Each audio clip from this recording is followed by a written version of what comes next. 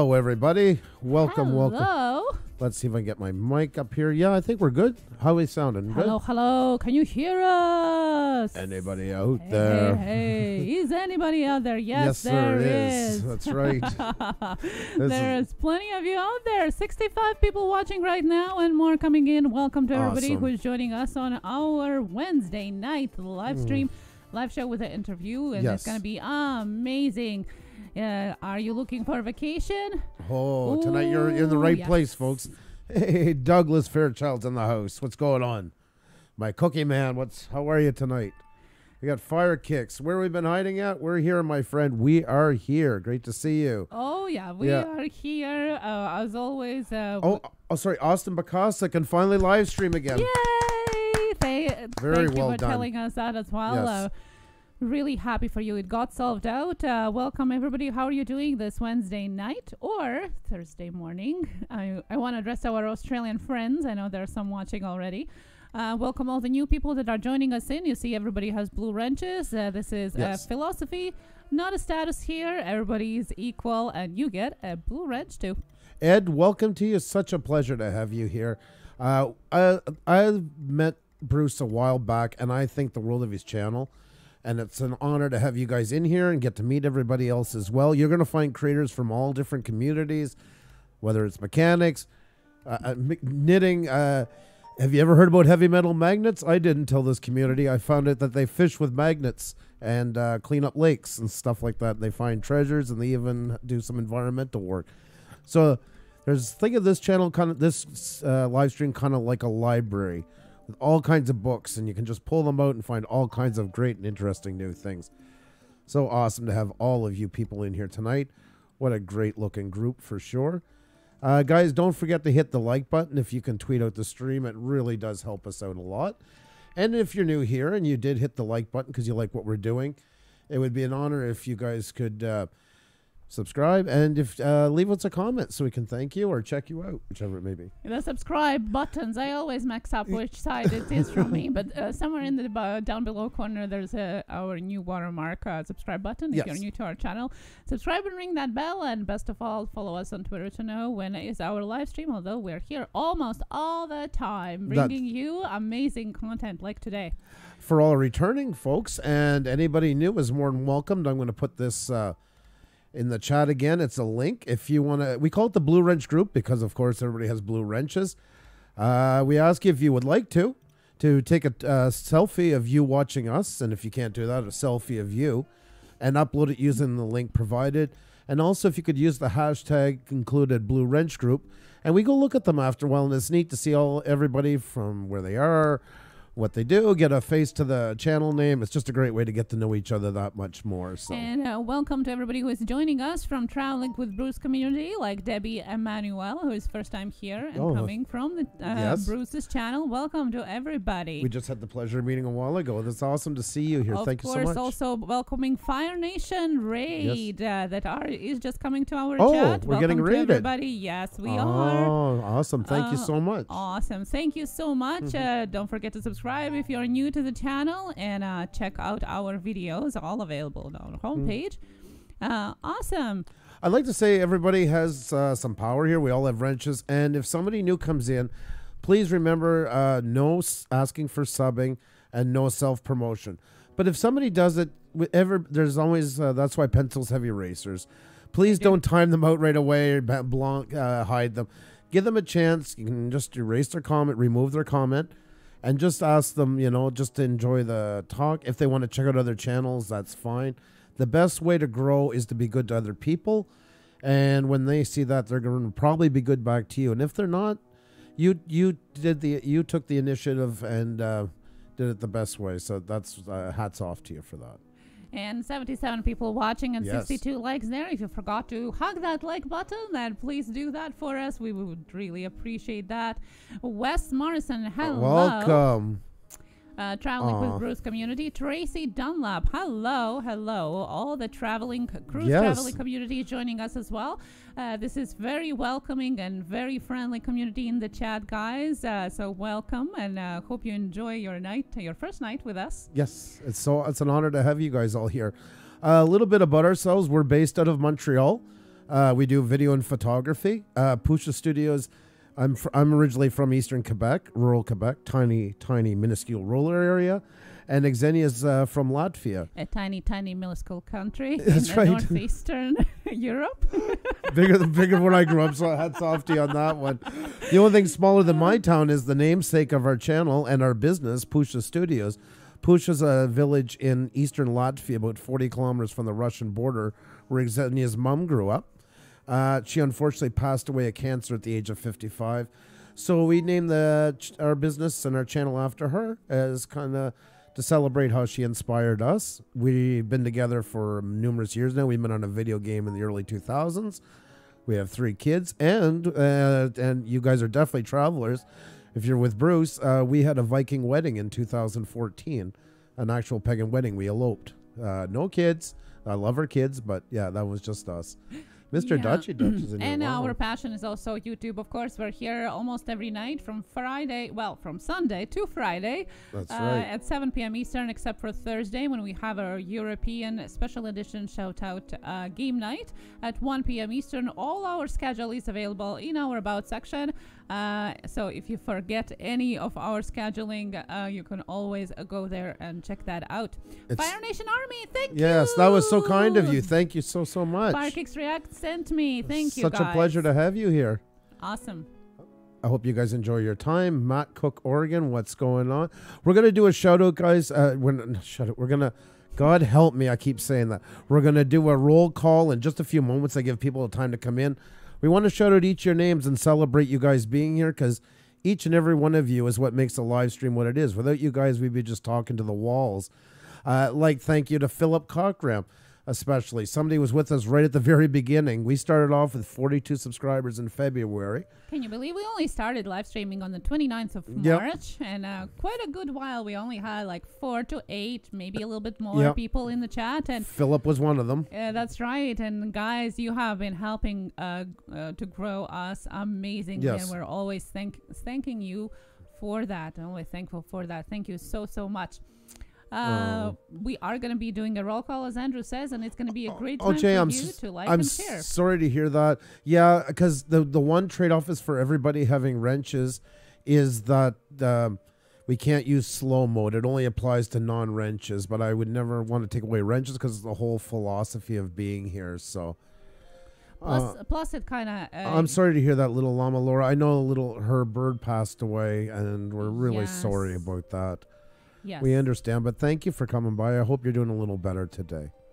Awesome. Yeah. Yeah. And of course, so we're going to be doing a roll call, and it's going to be a great time for you to like and share and do the selfie. Yes. A great time for you to do that. And we always try to promote each other's stream. And the way we do that is, of course, during our shout out game nights, but also through different little things that we do during our live streams, like a Blue Wrench group selfie, where you get a chance Thank to you, connect Riley. with each other on Twitter. Or at the end of the stream of each stream, we send you guys over to another creator, to their stream, to show some love and hang around there. So there's always a ways to promote each other, always a way to follow each other without subbing or got use and all of that. Yeah.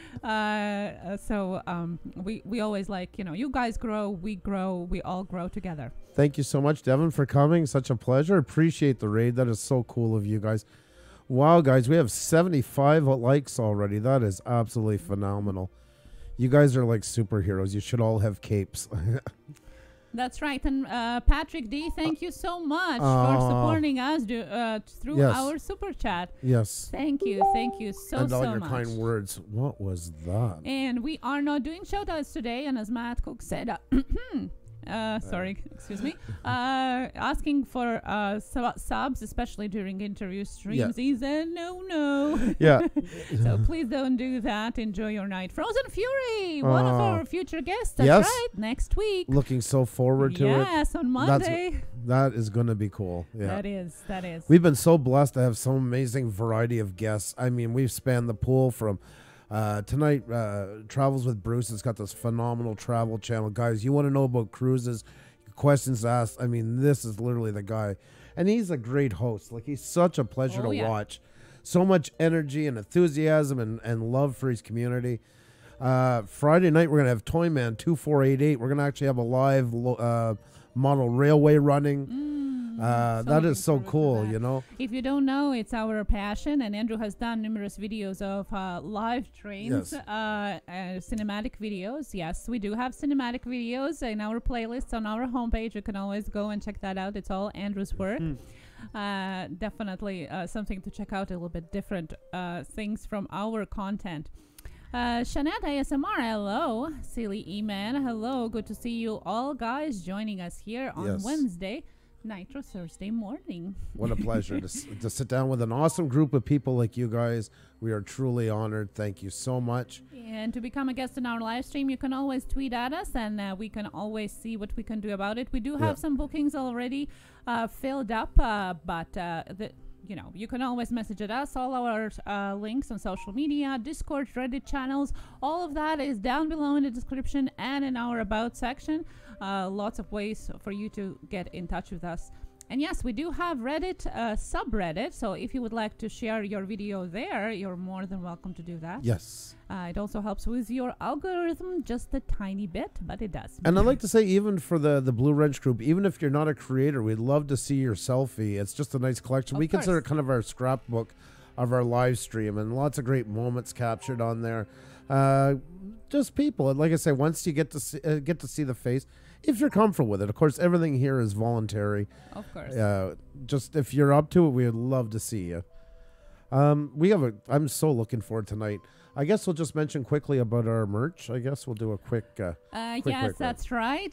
By the way, we watched Polly's unboxing video on a Blue Wrench group mug, which was amazing. Yeah. Thank you so much. We do have hashtag Blue Wrench group merch available on a Teespring website. Lots of different items for you guys, from blue simple design to especially designed a seamless Blue Wrench pattern. That's right. All the leggings and socks and stickers, all of that pattern you see is just little tiny blue wrenches. And I hope too everybody new can check out our videos. We have tons of stuff, everything. You can see tons of interviews in here, all different genres, outdoor woodsmen, gamers, I don't know how to sum up the Mitten Dad. I'm still trying to figure out how to sum him up. Reviewers, unboxers. He's just done so much. Whole different things. And last year we interviewed over 60 creators. Yep. 60 amazing talks and chat with amazing people. You can even see me dressed up for Halloween. And do you really want to show that? Yeah, exactly. We've had the paranormal. We've had family channels. This one was amazing with their adopted. It's such an incredible story. Earthworm Jim creator, the video game from the 1990s, and TV executive producer Ted Tennepool, who just did a great piece on the passing and the creator of SpongeBob, who he had produced one of their Christmas specials, I should say. A whole genre. Emmy award-winning TV host Don Jameson's there as well, host of HBO's Inside the NFL. So right down cartoon, Danny Black was just awesome. We talked for hours and hours. I had such great stories and memories about each one of these people. So fantastic. Definitely. You gotta check that out for sure. Definitely. So many amazing stories there. And there's more to come every Monday, Wednesday, and Friday, 7 p.m. Eastern. We have one of the creators or creatives right here chatting about their channel, but mostly about them as personalities, because after all, we are people and humans behind the channels, behind all the zeros and ones. We're humans, and we want to hear more about who you are. That's right, guys. And will you do any interviews today? McKay, yep, we're going to be on in just a few minutes. Our guests will be joining us in about 10 minutes. We just like to give time for everybody to come in, get settled, get to say hi to each other. Just always think of it like kind of going into a comedy. I don't want to say it's comedy type, but like a comedy club type of atmosphere where you can come and sit down, mingle and get to know each other, say hi to who already is A here. little chatter. That's and right. then the bell rings, the first, the second, the third. Yeah. That starts to sound like an opera. I was going to say, getting a little more formal with the bell and that. So, Well, you can still ring the bell. yes, my once, wife though. is from Eastern Europe. It cats under the bag. Oh, yeah. Yeah. No hiding there. All honest and transparent. Yeah, she's my greatest travel souvenir ever. That's what I always call her. So, It never gets too old. no, I didn't think so. Firekicks Reacts, thank you so much. Yes. Thank you so much for the raid. We do appreciate and welcome again everybody from Yes. Firekicks Nations. What? Raid. Whoa. Lunatic Dad raid? What? Hey. What the? Vicey and Yogi Beach TV. Whoa. Is Kyle on or what? I don't see Lunatic Dad in here. What's going on? I thought Lunatic Dad was still recovering after his surgery on Monday. Yeah. Hope it all went well. What the hell's going on? Well, Hang on, let's wait and see. Kyle must So, be on. Tweety, hello. Hello. Let me, guys, give you your wrenches here. Yes, Lunatic Dad raid. That's what they all say here. Stacy Morgan is in. Oh, my. Is it? I can't play back right now.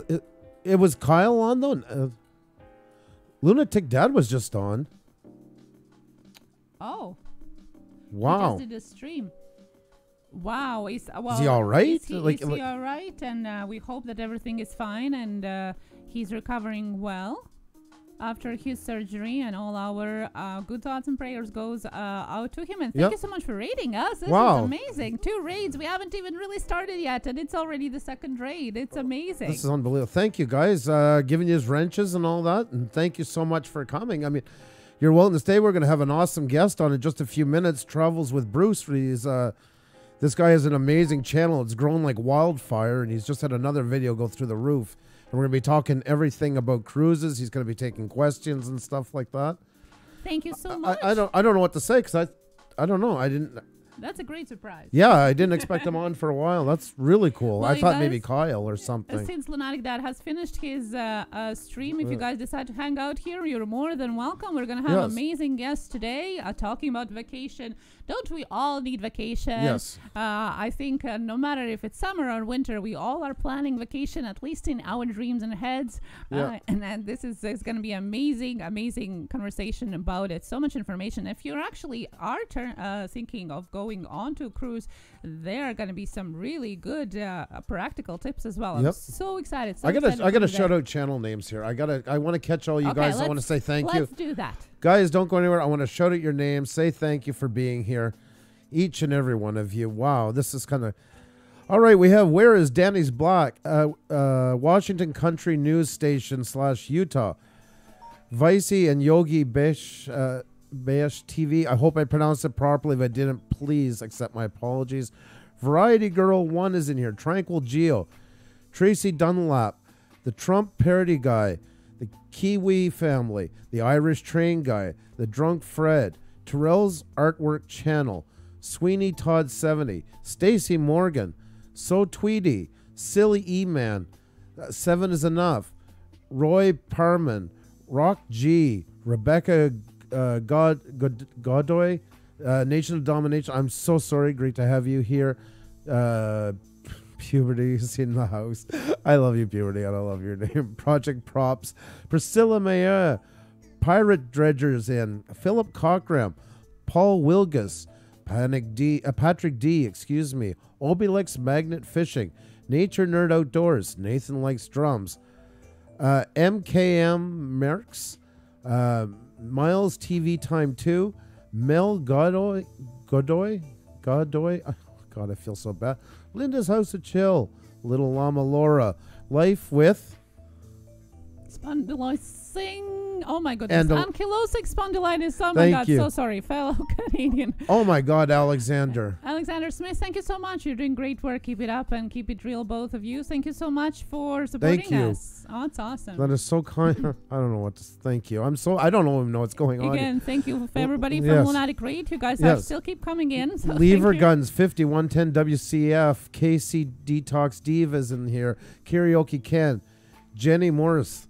Jay Hernandez, Inspired John, Insanity Baller, Homespun Geek, Greg's Gaming, Gives a Minute, our past guests too. Ghost of Hawaii, hosted by Obak Hunter. Francis Urban Spirits Vlogs.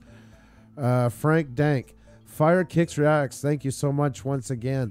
FIFA, Fearless Soul, Fate Shadow, Destination Chronicles, Darth Nivulus, Kevin, Lord of Hunger, Chetan CM, Charlie Gordon, Brenda M, Brown Eyes Gaming, B Boston 617, ATGH Travels, another one right from the beginning, guys. Show them some extra love. ATGH Travels, back when there was only 4 in the chat. That's right. Asgrad Studios, Alyssa Parrish, Rock Fam, welcome. Alexander Smith, thank you so much once again. You're so kind. Alex the Blue Man reviewer and gamer, and Tornado Gaming 234. And if we missed anybody, please say hi. Highlight your name so we don't miss you. Oh, Cherry, awesome. Sunset Travels, welcome. We just met a while ago, too, at Bruce's. Let's get you a wrench. Oh, you did already? There is lots of people in here. Brenda and Fate Shadow. Guys, if we didn't see you in our chat, participants. Participants. Yep. And Terrell, of course, the Golden Wrench. Terrell's Artwork channel is in here as well. Say hi if we missed you. Queen Paula Banks, retired and prepping. Hello, guys. Welcome to everybody who's joining us just right now. June Gall, hello. June, what a pleasure to have all of you guys in here. Good to see you. Cherry Awesome Sunsets Travels. I'm still shocked. I didn't think... I thought maybe Kyle when they wrote it. I didn't think Lunatic Todd. This is so awesome. I'm glad that he's well enough to live stream. He pushes something. I just hope he not. I hope he takes care of himself first. I want him around for a long time. Hugs to Lunatic Dad if you're listening. Yes, please. Hello to everybody who's listening to us on their headphones. Say hi in the chat if you can. And if you can't, that's okay too. Hope you enjoy our evening and a dream vacation tonight. Guys, can you type in "get well soon"? Luna, here, I'm going to write it. I'm going to do this for you. Hang on. L-U-N-I-T. No, I can't even start pronouncing his name because I know. Again, I'm going to be making a mistake. It's so awful. Right. I feel so bad, but it just rolls out. That's and he's so good with my name, so I don't know. I know, he's one of the better ones at it. Like, really. I got to start training myself by the mirror. Guys, I'm going to paste this in. If you guys can just copy it and paste it. Anybody who's new here, Lunatic Dad has a great channel, and he just was out of the hospital literally yesterday, I think. So, did I get it? There we go. Charlie Gordon, hello, and welcome to our channel. There you go, guys. I'm putting it up a couple of times in case you missed it. I know the chat goes fast. Just copy that and paste it in with me, please. In case he's sitting in watching, because I'm sure he's probably winded if he was on. So just grab that and paste it in. It's hey, if we were sick, we would want somebody to do the same for us. I mean, it's even if you don't know him, that's what I mean by it. It's just a great way to maybe make somebody's day a little brighter. Love to you, Stacey Morgan. Thank you so much. Awesome to see you in here, each and every one of you in here, guys. This is going to be a really great chat, I think.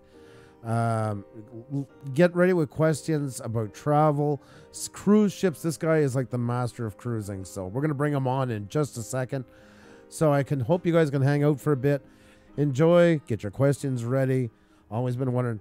He's like a book of knowledge. I swear to God. I watch people piling the questions to him, and it's just like this. Yeah. So, yes, he always has a room full of people asking questions, and that's a great chance to ask questions and get them answered live as well. Love you too, this is what we try to do here is connect different communities and expand your guys' and ours horizons by bringing in new people from different categories of creators, because YouTube, the same as life, we have friends from all across the board with different interests, and we should have the same on YouTube as well.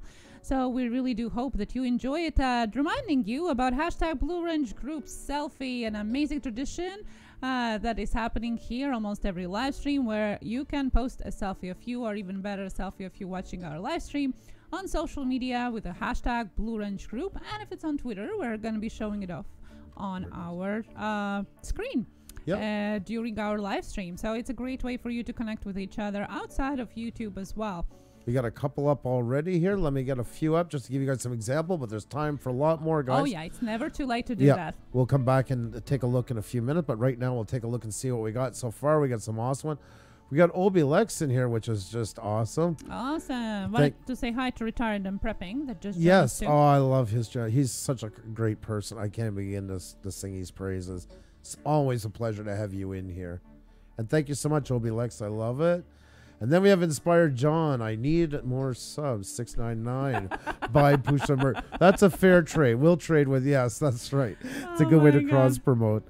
Check out Inspired John. Awesome guy. We were just a guest on him and Yankee Outdoor Adventure show they have together on Saturdays at 1 p.m. Eastern, if I'm not mistaken. Yes, it was Sarcastic awesome. Saturdays, yeah.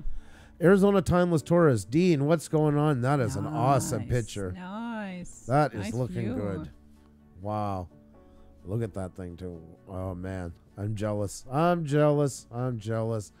And we have Jesse's in here. Love it. Thank you so much. Jesse got the tree up, hanging back with us. That's nice. Awesome. What a pleasure. Awesome. Thank you so, so much. Thank you so much. And it's never too late to do that. We're going to be returning to them afterwards. And in just a nick of time, we're going to be inviting our guest to our stream. And if you have any questions to our guest, put at Push Studio or hashtag Push Studio if you're on your phone beside your question so I can see it and we can ask it during the stream or at the end of it. 99 likes on the stream already. That's unbelievable. Wow, guys, you are amazing. Thank you so much. Thank you so much for all your support. With that said, I'm going to take care of getting our guests on that. I'll hand the reins over to you while I do so. Oh, yes, guys. And you know that I can talk your ears off while we're waiting for our guest. So I just wanted to say hi again to everybody who is just coming in. Debbie, Emmanuel, everyone is so friendly. Just subscribe. Yes, thank you so much. We do appreciate it. Our chat is really friendly, hassle-free, and very welcoming to each and every one from all the different kinds of communities here. Yep. Sizzling Slot Jackpots, hello. Hey. Hello. Good to see you here too. SpyTube, Puberty, Vice and Yogi, Bisha TV, hello, hello, hello. Awesome, guys. Don't forget to like and share. We do appreciate that, and subscribe if you're new. Let's see, I'm just getting everything. More wifey, Philip Cochran says. More wifey? I know. Yeah. Everybody wants more wifey. I feel like I'm getting ripped off there, you know. I'm going to almost start to... just me. Oh, my God. Are you drinking? Yeah, I'm drinking coffee as always, 24/7 here. Jonah Coins, hello. Well, what do you say? Time to bring on our guests? Yes, of course. So excited. I can't wait to welcome Travel with Bruce. Great to have you on. Hello. How you guys doing? Hello, welcome everybody. Oh, it's so awesome to have you on here. I've been looking forward to this for a long, long time now. How are you tonight? Doing great. How are you guys doing? I'm doing awesome. And it's 7 p.m. Eastern. That's right.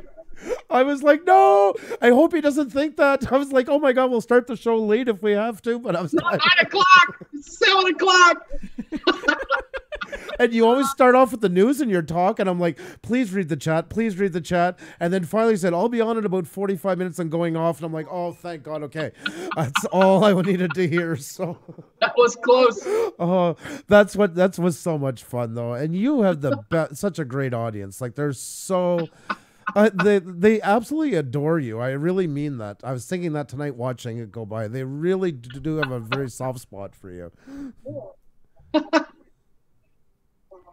Can you hear us okay? Yeah, awesome. Okay. Thank you. No problem. Awesome. The chat, you don't have to look at the chat if you don't want to. I'm going to catch all the questions if there are any or special comments. I usually take care of the chat. You're getting the royal treatment tonight, my friend. Not Royal Caribbean, but Royal Montreal. We'll try our best. Which I thought you were a citizen of. I made a big mistake. Xenia corrected me too right after. That's right. I thought right from the beginning, I thought you were like Westmount, like the English area up around the side of the mountain somewhere and that. So I'm like, this guy, I could go visit him. So. Well, you know how it is with fellow Canadians. They're always very welcoming and friendly, no matter where they come from in Canada. It's always true. So I guess we'll start off right away. You want to tell everybody a little bit about your channel, just for people who haven't had the luxury of checking it out? Sure, yeah, no problem. Started everything in August of 2017. I'm just working on the echoing here. Oh. Yeah, I started my channel in. You can shut off our live stream and just use the Zoom. You don't. You can pause it. You can keep the chat running. Just pause the video part, and then you'll get rid of the echo. Otherwise, it's going to be delayed for you. Yeah. Okay. Okay. All right. Let's see how that works. Give me a second. See what happens. No problem. And here we go. Let's try here and see if this is working. Crossing my fingers. Sounds good. Is it okay? Yep. I think so. Sounds good to Sounds me. Okay, perfect. Great. I can hear you perfectly. And you can see me all right? Seeing you perfect. You're coming in live and clear, my friend. Great. Okay. Well, I started this channel August 12th, 2017. I had thought about starting a channel about a year, and I wasn't sure what I was going to do. And so I took a long time to try to figure it out. And I was watching other YouTubers very closely. I've been a fan of YouTube since 2008 or so. And I began to watch channels that I like and to see how they do what they do, and topics that interested me, and followed a number of different channels out there. And then finally I thought, well, you know, I love to travel.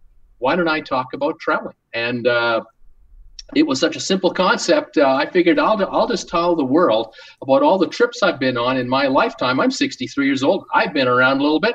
And so I started August 12th, and I started to put out videos, almost 2 a day. And the first videos I made were about my travels to the U.S. and to Berlin, Germany, and different places. And I noticed that no one was really watching.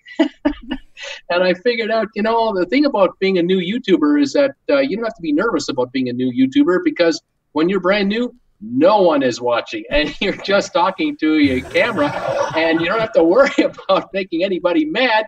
You don't have to worry about stumbling or mumbling, because no one's watching. And so after I got a few relatives and whatnot involved to kind of, you know, watch some stuff and tell me what they thought, I kept getting on with it. And one day, it was probably about my second week, I produced a video about a cruise that I had been on with my daughter. And all of a sudden, boom, got some views, and they weren't the relatives. And I went, oh, well, this is kind of interesting. So I produced another video about another cruise I'd went on with my wife, and boom, it got triple, quadruple the amount of views I would normally get. And I thought, geez, maybe there's something to this, because I love cruising and I would love to do more of it. Maybe I'll start doing some videos about how to be a smarter cruiser, how to save money on a cruise, because I kept looking at other cruise channels, and I kept noticing people would come and ask questions of, you know, what can I take on a cruise? How can I get the best deal, and this type of thing. And so I started doing how-to videos. Again, all just regular videos. And I started getting comments and questions from people, and it was the audience that was telling me what they wanted me to give them. And I figured, well, I love Berlin. I'm telling you, I love Berlin, Germany, but nobody wants to watch a Berlin, Germany video from this guy. There are many out there who make great videos about Berlin, but Bruce, you're not the guy, so go cruising. And so that's how it started. And by December, after about 3-4 months, I finally hit 100 subscribers, and it was all about the cruising thing. And January, when the what do we call it? The apocalypse happened with YouTube. January the 17th, I was at 255 subscribers, and I found out that I would have to have 1,000 subscribers by November 17th or so, and I'd have to have 4,000 hours of watch time. And it was over Christmas that I had decided that I would start doing live streams to see how that would go, and try to get more engagement with my audience. January the 6th, I started doing the live streams, and by about a week and a half later, I was up to 6 days a week, Monday to Friday at 5 Eastern, Saturdays at 2. And then people were asking me, can you do a show later? Because I work out east, and I'm not home yet when you start going live. So I started doing shows Tuesdays and Thursdays at 8 o'clock Eastern as well. And I still run that schedule on my live shows. I do 8 live shows a week. The Tuesdays and Thursday shows are a mix of some cruise news, and then we play live trivia, which has gone over very well. And the rest of the time I do cruise ship videos. So yeah, apocalypse happened. I put the word out to the community. I said, folks, I need your help. I got to get 1,000 subscribers in 30 days. I don't know how I'm going to get there, but having only been at 100 6 weeks earlier, how am I going to get to 1,000? I put the word out, and my viewers just came through. They put the word out through all of their connections. Here's this guy. He's working his tail off. He's a full-time YouTuber talking about cruise ships, answering any questions you have about cruising. We got to give this guy support, and the subscribers came, and I ended up doing an unofficial subscribe-a-thon on the day before the cutoff day. I was 2 days to go. I was at 885 subscribers. I needed 1,000, and on the last day, I got up in the morning. I was at about 9:10, and I got on the air at 5 Eastern. I was at about 9:50. And I told the viewers, I said, I'm not getting off the air until we hit 1,000 subscribers. I'm sitting right here. We're going to do it. And we did it. We hit 1,000 in 2.5 hours. And I figured we had made it because my minutes were way over the mark that I needed. Now I had about 1,010 subscribers. 2 days later, my channel was demonetized. Oh, I didn't know that part. They told me that I got a little note, congratulations on reaching 1,000 subscribers. Your channel is in review. Should take a week or so. 4 months later, I was re-monetized in June. And I remember the 3 days prior to getting demonetized, I was starting to reach this $15, $20 a day in advertising revenue from ads. It was the first time I actually saw any kind of money coming in. And I thought, geez, if this could have been going on and growing for the last 4 months, this 120 days, I figured that cost me thousands. But I figured not to worry, head down, keep going forward, never give up, never surrender, and just grow your channel. Because at the end of the day, it's content, content, content that's going to make or break your channel's success anyway, whether you're going to make it or not. And so I just kept going forward. And I was steaming about it, not having the monetization, but my viewers were now sending me super chats because I had 1,000 subscribers. I was eligible for super chats. And then I set up a donation channel through PayPal. I started getting those. Then I created a merchandise line, and this started to sell. And so I realized my viewers are really loyal to this channel. They want to be part of the PWB family. The monetization, whenever it comes, it'll come, and whatever it is, it'll be. It just doesn't matter. Just keep going, because I knew at the end of the day, 1,000 subscribers wasn't going to make or break my channel's success anyway. I know I have to get well beyond that, and this is just a stepping stone. So by the time I was remonetized, I was at 1,800 subscribers. July was about 2,300. And here we are today at about 6,700 plus subscribers. The last 2 months have just done that. Yeah, 6786. Yeah, it's just coming on. And now I'm thinking, well, end of the year is another, 30-odd days away or so. Maybe we can reach 7,500, 8,000. And in the new year, we'll see 10,000, and we'll go from there. But that isn't the end goal either. The thing about being a YouTuber I have found is when you have 55 subscribers, you got to work your butt off to get 56. When you're at 67, 86, you got to work your butt off to get the next one, because the same quality of work is required for every subscriber you're going to get. It just doesn't matter, where you are right now. In some cases, I guess if you have 1 million subscribers, someone finds you for the first time, they'll go, oh, wow, this guy's got 1 million subscribers. He must be good. So you do get that kind of a pass at the beginning. But after 30 seconds of watching it, they know. They know. If you haven't got it, you haven't got it. If you've got it, you've got it. And if you can deliver the goods, they know you can deliver the goods. And you have to do it day in and day out. There is no holiday when you're on the air or when you're producing a video. You have to deliver a product. And so I just kept my head down and kept going. I keep doing that today.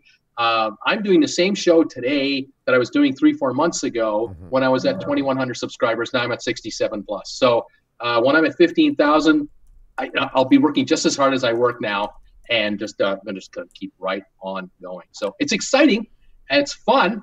It's a lot of work, and I do take Sundays off from being on the air But if there's a cruise ship in trouble, I make a video. And I had to do that a week and a half ago when the Norwegian Jade had engine problems in San Juan, Puerto Rico. She was came into ports for Sunday, supposed to leave Sunday night, couldn't get out of the port. And 2,700 passengers were informed that your 10-day cruise after 3 days is over, and you guys are going to be off this ship Tuesday morning. You're going to have to go home. And the cruise line had to now arrange flights to get them back. And that ship now was out of business. So I did a video Sunday on the spot to let my peeps know what's going on. And because a lot of them subscribe with that bell notification icon, they all got the alert that Bruce just posted a video on Sunday. And so they flocked to the video, watched it. And on a Monday, I had a topic to talk about on my live show as well, and update videos, of course. That's awesome. By the way, you just started your YouTube adventures. Did you then already decided that you're going to be full-time YouTuber at the very beginning? Yes, right from the beginning. When I thought about it for a year, and I said to myself, if you're going to do this, I have one disadvantage over other people. At 63, I do not have 30 years to make this happen. I've got 5 to 10 years to make this channel do something if my health is as good as it is now. And I thought, Bruce, you either are going in or you stay out. There's no halfway here. It's either all in or don't bother, because I didn't want to do a hobby channel. It wasn't in my interest level. I figured this is going to become my living. This is going to become my job. And I'm going to give it a full year nonstop. And it'll be 60, 70 hours a week that I'll pour into it, because I still have the stamina to do that. And I thought, give this channel a chance to grow a solid foundation of followers and put some content out there that you can lean on over years, and do it now. Don't try and do this for the next 5 years. Get on it and find out in the first year whether or not you've got it or not. I kind of knew within a month that I was going to continue to do it.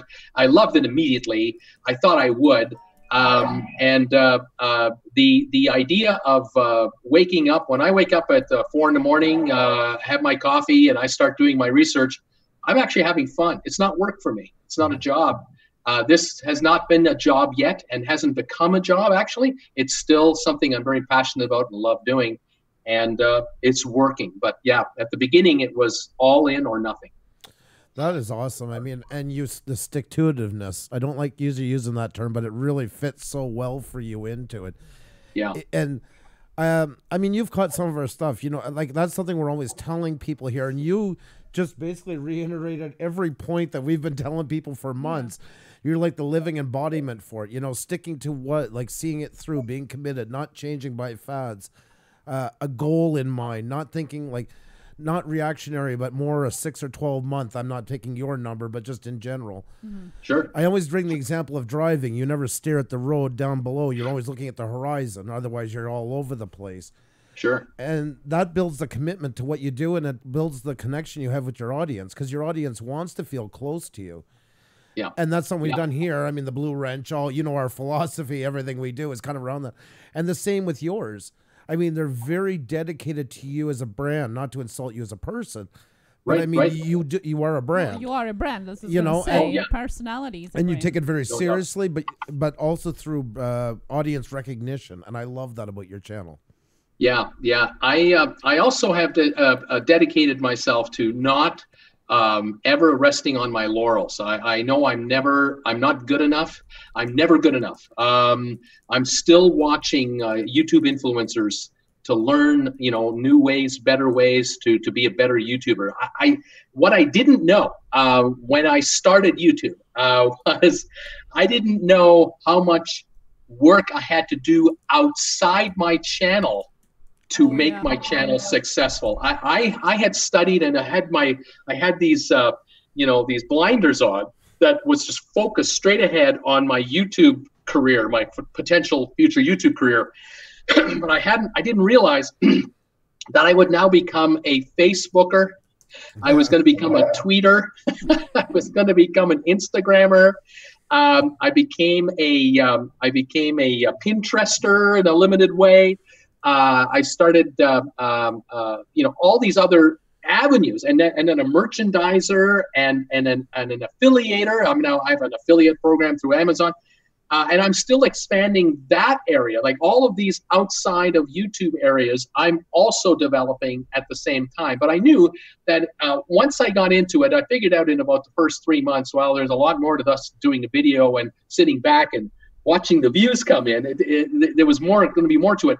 But I also knew after about 2 to 3 months, oh man, I've got a lot more work to do here. Even after the first year, I won't have mastered, what I have to totally master. And you're going to have to decide, between 9 and 12 months, whether you want to keep going and really take it to another level. And I'm doing it all on my own. I'm a one-man wrecking crew. I don't have 3 employees that I can afford to hire. I don't have the cash flow to do that. So it's still just the Bruce show. But I'm finding it so interesting and entertaining to find that, I have over 3,000 followers on Twitter.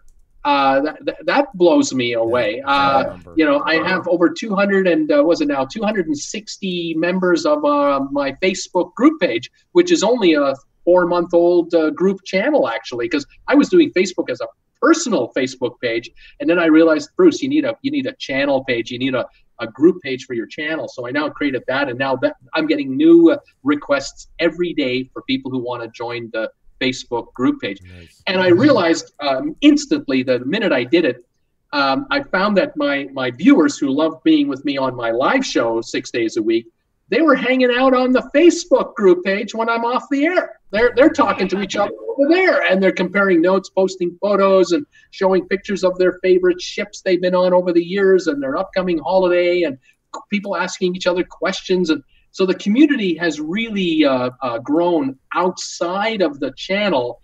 And then when it's airtime, when it's 5 o'clock Eastern, here come the regulars that come pouring in to catch up with what's happening today through me. And then after the show, right over to the Facebook page to continue on. It's quite exciting. And that was awesome. And you said that tonight, when we were trying the dry run, like you said, some of your followers, because the time you're on, they come in and they're getting supper ready, doing all these things, and they have you turn on the TV while they're preparing and listening. And you could tell because they're not going away. They have a great retention that time. Right. There's not sometimes so much action, because at first it's kind of like, they're not saying much. They're hooked on every word. But then it started to play in. These people are just making it part of their lives, like a radio program, or if they're lucky enough to be able to sit in front and see you. That's really nice to say when you can say that.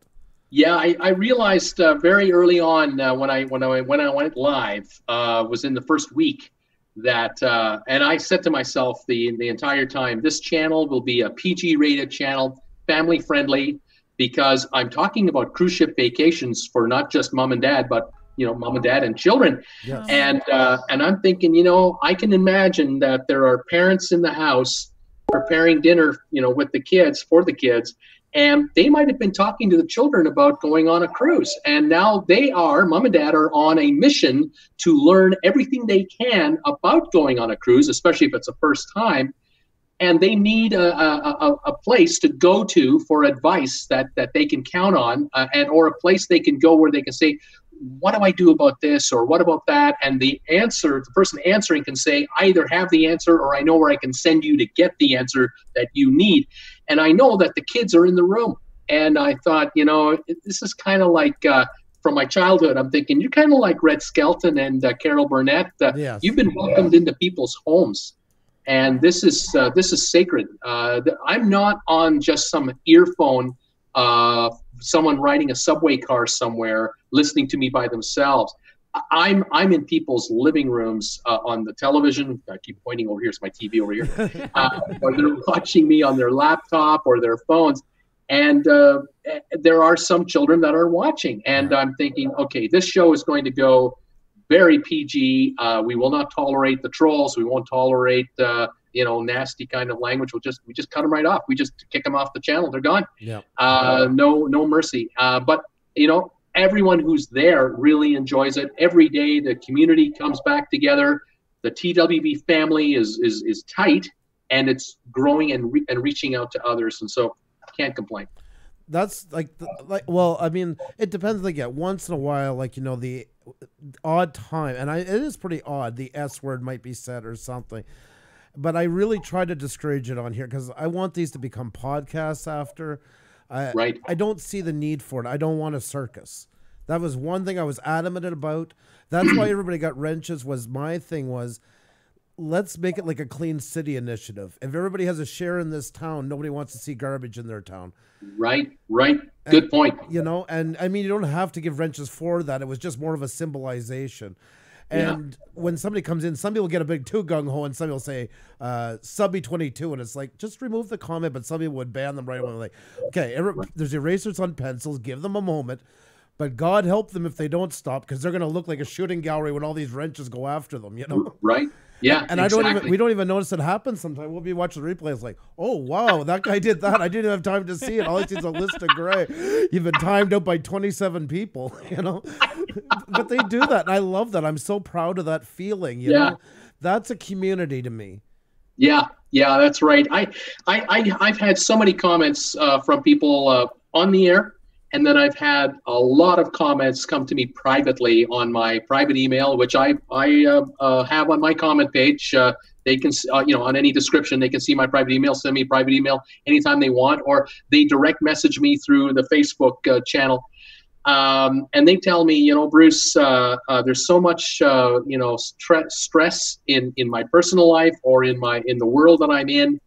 It's a sanctuary coming to your show every day. This is that one place at 5 o'clock Eastern. I can just get away from the stress. I can shut the Fox television network off. I can turn off CNN. I can get away from all the nonsense, and I can just have some fun time with the same community every day. And it's a worldwide audience. I mean, I have viewers watching from Tokyo, from Australia, New Zealand, from Ireland, the UK, Europe, all over the Caribbean, the USA, Canada. They're everywhere. And I have people who are up at 4 a.m. their time watching me live because they don't want to watch the replay. They want to be part of the experience. And I really respect that. And I say to myself, man, if you're getting up or staying up very late to be able to be part of this broadcast, then I owe it to all of my viewers to make it as enjoyable as possible, as informative as possible, and as entertaining as it can be. And so this is the magic formula. You can't make everybody happy, but you make as many people as happy as humanly possible to make it work. And that's what's been going on. I love that attitude. And it is gratifying to get that, for somebody to take the time to go.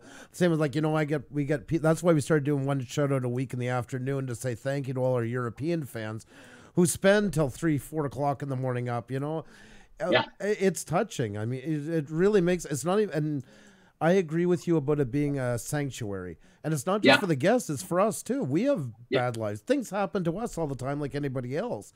I don't want it to be that in here. I want it to be a place where we get a break from it, all of us.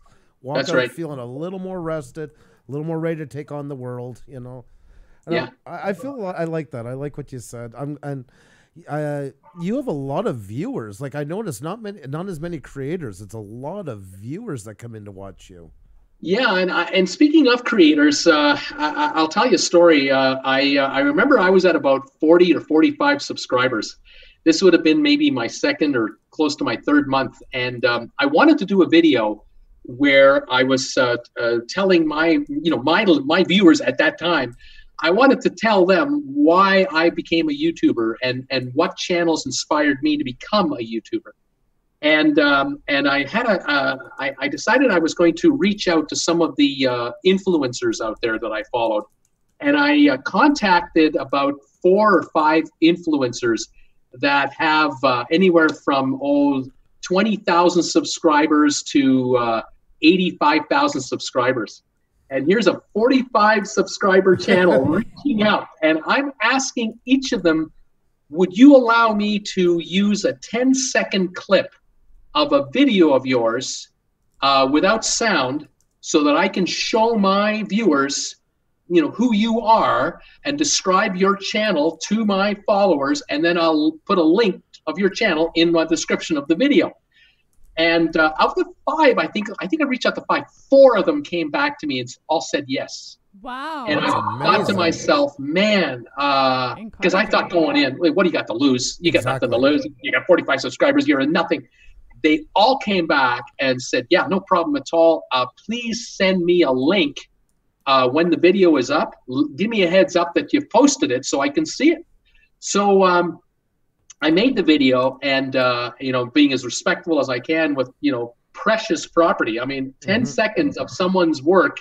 I'm not going to screw around with this. This is this is heavy duty stuff, because I knew already at this early stage in my life of a YouTuber, I knew how much work they had done to get to where they were, let alone where I was. I was already, you know, working my tail off to get to 45.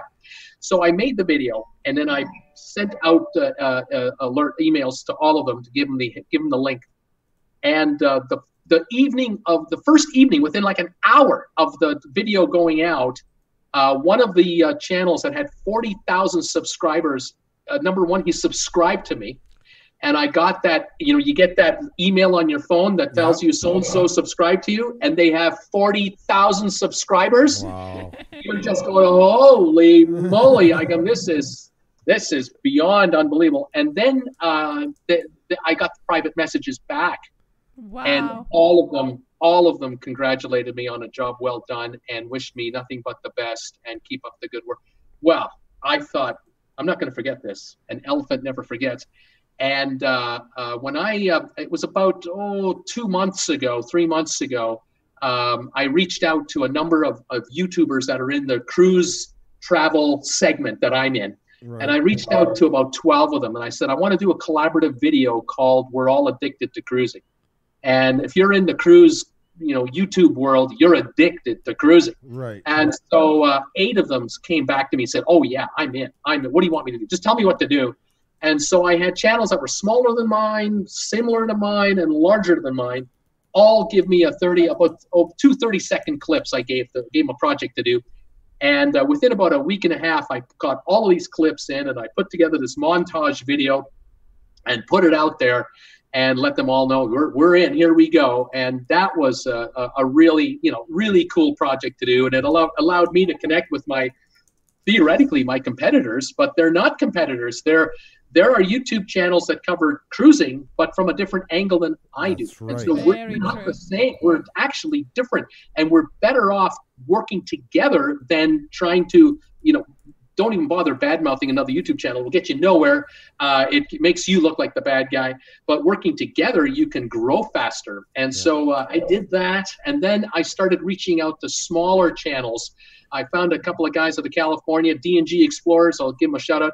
They had 131 subscribers when I reached out to them. Okay. And they started watching me, and then I called them on the phone. We talked on the phone for 2 hours, and I gave them, and I'm giving them advice. And I'm thinking to myself, oh man, I've only been doing this a year. I'm giving these guys advice. But then I realized when I had 131 subscribers versus what I knew then, what do I know now?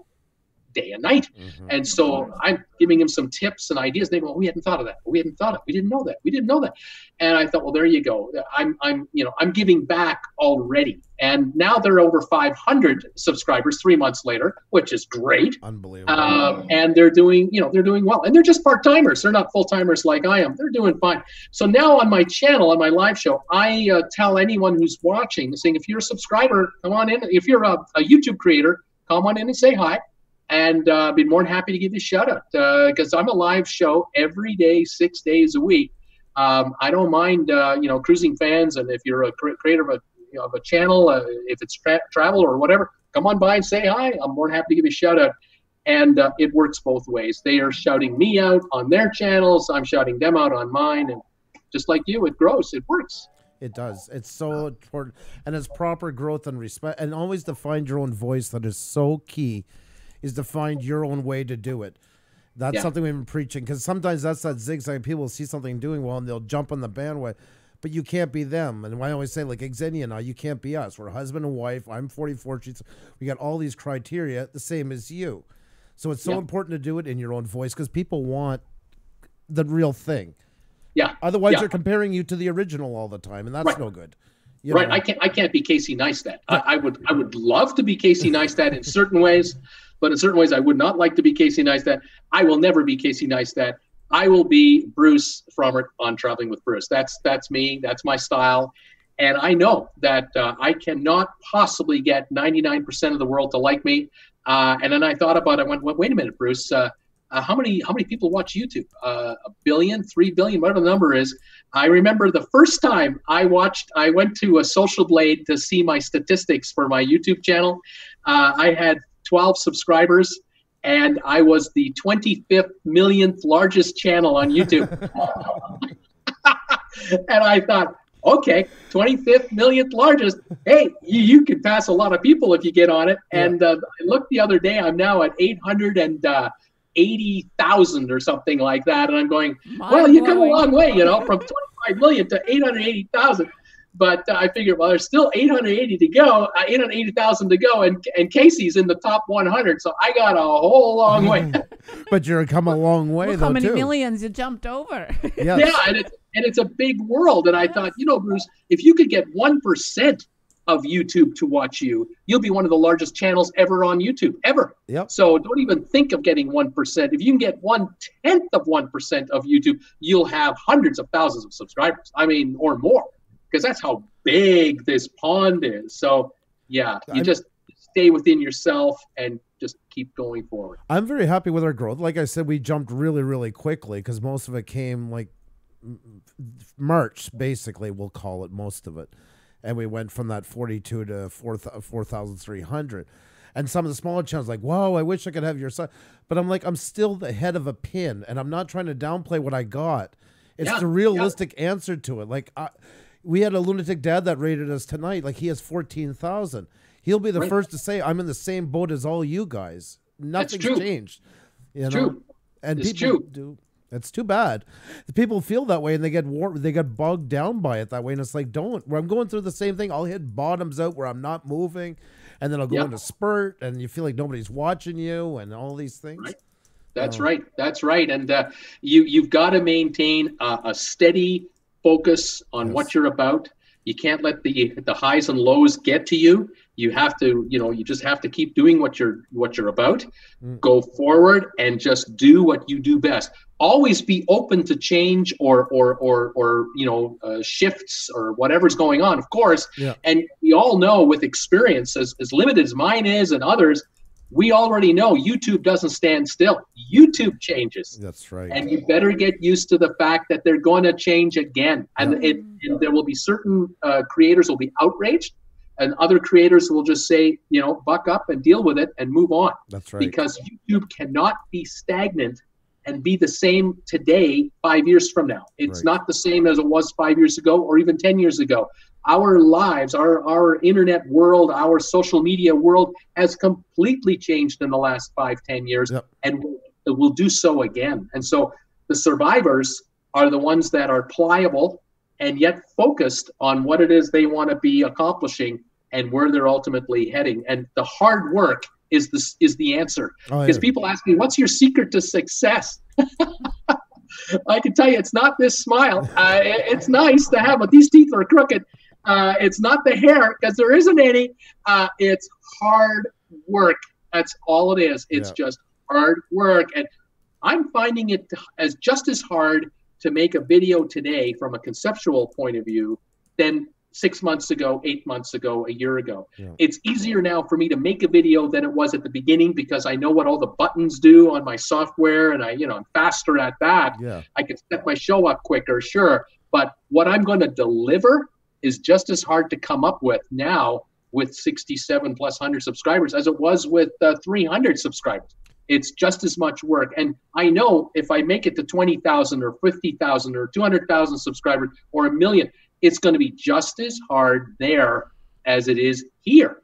And so I can count on it, and there's no surprises. If people think that once you hit a certain number of subscribers, it all just happens from here on out, you're sorely mistaken. I see stats. I don't know about you guys, but I see stats on the Social Blade network. I love watching that YouTube channel, that internet channel for stats. I'll find where my channel ranks against other channels, and I'll find shocking information. I'll see stuff like, gosh, here's a channel with just as many subscribers, but they've got 5 times as many views as I have. Yeah. And then I'll look at their channel statistics, and I'll realize that channel is dead. they haven't posted a video in 6 months. And I'm thinking, how can you let something like that go? I know. You've got, so many thousand subscribers, you have millions of views. Why are you letting it go? Well, because I think what happened was they were either violating rules, could be, or the work didn't stop being hard. Yeah. And after a while, the passion they had for the topic that they were about went away, or they never had it. Yeah. And that's the thing from Casey Neistat that I've picked up, and other top channels. I watch all kinds of YouTubers for inspiration. Yeah. And a lot of them will do a video once in a while about what will it take to become a successful YouTuber, or why am I successful over other channels? I love videos like that. And it comes back to the bottom line. Are you passionate about what it is you're doing? And are you prepared to pay the price to get it out there? Yep. That's it. Ours was Peter McKinnon. He was the one that did the video about Adpocalypse and showed back what he made when he first got it and said it's your time. I see our channel eventually is all cinematics, and this is where I did work that I don't do for clients. To get my way, my God complex out of me. This is the way I want something to look, So that was my outlet. But it's a lot of work, and I was like 30 some hours, and nobody's really watching it. It's just, why bother anymore? I just feel like I might as well watch an MPEG-4 on my own screen, But then he came on, and I was like, you know what? Maybe it's time we take a chance, because Xenia does photography, so she was heavily in Instagram. YouTube was my baby. And then she's kind of helped me get going, and because we were kind of looking both places to build it. And then eventually, when we started the live stream, she got really involved into it, and we became a duo. But we had no plans. And there's a photography and video photography couple called Tony and Chelsea. They got about 1 million subscribers. Yeah. We didn't even realize, for instance, they had influenced us until this summer. We were in the Gaspé. That's where I'm from originally, Eastern Quebec. Right. And we're sitting there having a beer at night, disconnected finally for months. And it's like, who inspired us to do what we do? Like, how did this live stream start to take shape? Was there somebody? And after hours of talking, we realized, okay, they're a husband and wife. Yeah, we're kind of like them. And I see the way we act with each other. We didn't copy them, but inspired. And another one was Linus Tech Tips that you have in BC. He's huge, like 7.4 million. Right on. And they do a live show every week as well, and they call it the WAN Show, and they're famous for messing up the intro, laughing at themselves. We didn't know what we were doing, so we're like, yeah, I see a lot of us in there, the way we handle our mistakes. Yeah. And people gravitate to that. They feel comfortable. You're not trying to act something you're not. Oh, mess that up. We tease each other about it, and people became emotionally involved and emotionally connected with us. Yes. And that's what you need to grow. Yeah. Like a good TV show, you need to care about the characters, and we're all characters. We're not faking, but we're still characters in our show. It's true. It's true. Yeah. And they can see the sincerity if it's there or not. They can tell if you're faking it. You're good for 5 minutes, but after that, it's over. Yeah. I'm not that good an actor, so I'm just playing myself. Every good YouTuber we've had on said the exact same thing as you, and I say it too. Because the audiences are smart. In 2000, we tried to introduce reality television. We learned quickly it was anything but. But people had a craving for that ever since. And we're finally, after all these years, able to give them a taste of it. So if you start faking, they'll pick it out like that. They'll be, well, 3 weeks ago you were saying this in a live stream. I seen a video 2 months ago you did that, and then you're ruined because your credibility is right down the toilet. That's right. That's right. Yeah, if you're putting on a show, it's awful tough to put on a new show if it's all pretend. Yeah. In television land, some of these sitcoms that last, they have a 30-minute time slot of which only 21 minutes is show. The rest is commercials. 21 minutes a week. Yeah. You got 12 writers. 12 writers for a 21-minute show every week. I got me. I'm on 8 times a week. It's true. You're 100% right. You nailed it. No commercial breaks. I'm on all the time. There's no backup. That's right. And so you got to know what you're talking about. And if you don't know, you have to be honest with your viewer and say, I don't know that. Most definitely. I don't know the answer to that. Because what I love to do when I get a cruise ship question, if I can answer it on the spot, I do it, of course. But if I get a cruise ship question where someone asks me something and I don't know the answer off the top of my head, I'll put it right back to my viewers. Yep. And I'll say, all right, you guys, you're watching me every day. There's like 60 of you here, whatever the number is. Which one of you, do any of you know the answer to this question? And maybe you were on a cruise 3 years ago where this exact same thing happened and you know what have to do. And even then, sometimes none of us know the answer. So now it's like a project. So I'll say to the viewer, come back on tomorrow's show. I'll have your answer for you then, because I've got something to work on tonight. And that's what also works with my followers. They know that eventually we'll have the answer you're looking for. But it's a rare occurrence where someone asks us something on the air that either I and my audience don't know the answer to the question. Because I have, in some cases, viewers that have been on 30 cruises. They know more than I know about being on specific cruise ships or different cruise lines. And so it's a really cool community to be part of. See, we have a Tech Talk Tuesday, and it's 3 hours. I always say it's like a co-op. We all discuss YouTube, and it can be questions on shooting video, tags, edit. The sky's the limit. And sometimes somebody will say, like, what's the best editing software for cell phones? I don't do it on cell. But you're right. Everybody's in there, so they're answering. Sometimes they don't even pose it to me. They'll ask in the chat, and they'll go to town on it. And that's the way it should be. Working together, pulling resources. That's right. So I'll tell somebody you got to do your description, and you're like, you got to touch this up. And they'll be like, I don't like writing about myself. Ask anybody in here. I'm sure there's lots of people that know you. They'll be more than happy to write it. You know, or somebody might be better in photography than you, or somebody might be, and you can get ideas from anywhere. If you're a travel channel, you can get ideas from a mechanic or a knitting channel, or whatever channel's in front. You're going to find something that might inspire you. That's true. Yeah. That's absolutely true. Yeah, the community is, like I say, the community is massive. It's limitless. That's right. There are millions of us out there, That's and somebody knows the answer to the question you've got, and just a matter of putting it out there and give the community a chance to answer it for you. That's so awesome. I really do love your attitude towards it all. I want to see more positive. That was kind of the goal, too, of getting guests on that have a positive thing to bring to the table, because there is a lot of negativity. Sure. And I don't want, I think it shouldn't be like that. And I'm hoping it will turn somebody who's kind of caught in a bad spot. If enough positive people do talk about it, and it doesn't have to be a big channel. We had a girl on who has 500 subscribers. And I mean, she was phenomenal. Or, you know, it's not limited. I see channels that have 100 subscribers and some of the best content I've ever seen. Yeah.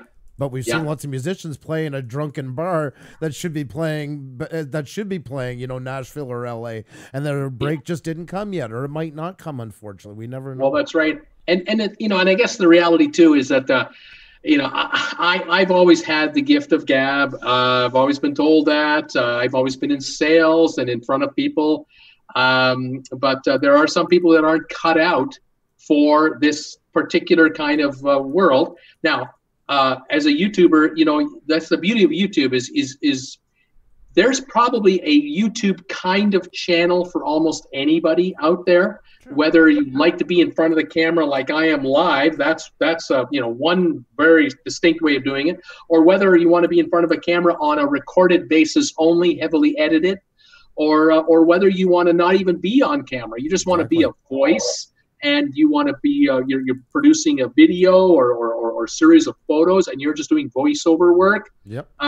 There's many ways to do it. There's also the tandem, the two together, or there's a group effort being done. It's limitless, absolutely limitless. But at the end of the day, no matter if it's a one-person operation or more, the end objective has to be the same for everybody. Yes. And the work ethic has to be the same. And that's sometimes tough when there are 3 or 4 or 5 people involved in a YouTube channel, because after the first 3 months, the hype is over. Yep. And now we're grinding. We're working now. And we're maintaining and trying to add to our success, or we're trying to find it. And there are those who give up before others give up, because it's just life. And it might well be that a channel has one leader that really is the heart and soul of the channel, but there are 4 others that contribute to it. And the heart and soul leader is the one that sleeps, eats, drinks the channel, and the other 4 slowly whittle away. Yeah. And at the end of it, the channel either dies or it becomes a solo effort, and it has to move on. From my personal point of view, it's you know, I'm a one-man show. I have to get up every day and do what I have to do, but I want to get up every day and do what I have to do. Yes. I love doing it. This show here, you know, I'm up theoretically past my on-air bedtime, but I love talking about traveling with Bruce and YouTube as a whole. I find it stimulating and exciting to be able to share thoughts with other YouTubers. I couldn't ask for a better scenario, because being in a town of 5,000 people here in Creston, BC, I don't know any YouTubers in this town. No. I've never met one. And when I go to the grocery store to go shopping, no one comes up to me and says, hey, yeah, aren't you that Traveling with Bruce guy that's on you? No one's ever done that in Creston because no one in Creston watches me because of how big the world really is. And when I look at my numbers of how many people watch my shows, you know, I think this month I'm going to do about, about 400,000 views, I guess, this month. 400,000 views sounds like a lot, but in a world of 25 million creators, let alone a billion watchers, it's nothing. Yeah. It just melts into the atmosphere. Still pretty impressive, though. I gotta say. Yeah, it's humbling. Yeah. I don't discount it. I mean, I wake up in the morning and look at my numbers and I go, wow, I have more subscribers on my channel than live in my town. Yeah, exactly. But nobody from my town is a subscriber. So it kind of brings me back to earth very quickly. Yeah. You kind of go with it. But every day I'm grateful for every time I add new subscribers. I mention it at the beginning of every live show. I mean, I give a count every day how I'm doing to my viewers. Yep. And I thank every new subscriber every day for coming in and joining the channel and, hope that I can deliver what it is you're looking for. And I think they recognize that. They quickly realize, wow, this guy's different. Yeah. This is a different YouTuber than I'm used to. I don't see other YouTubers thanking their viewers like this guy thanks viewers, or like I encourage, almost, I don't quite beg, but I encourage my viewers to sign in when I begin my telecast. Where are you watching me from? What's your temperature today? What's the price of gas in your neighborhood? Anything like that. That is so smart. I was watching you do that. I thought this is ingenious. Like, I love engagement. Yep. Because I'm drawing them in. I'm saying, you've come here for a reason. You couldn't possibly have come here to watch a guy juggle balls. I don't juggle anything. You can't watch me, pull magic tricks around here. I don't do that. There's only one thing I do. I talk. And I talk about my subject, the subject matter that I'm known for. That's what I do. And if you've come all this way and you've taken all this effort to come and see me, let me know you're there. And if you want me to talk about something specific, tell me now. Please tell me, because I'm here. I'm here for you to react to your request. And you're going on a cruise next month and you want to know something about Royal Caribbean Cruise Lines or Holland America, ask me now, because I'm here for you.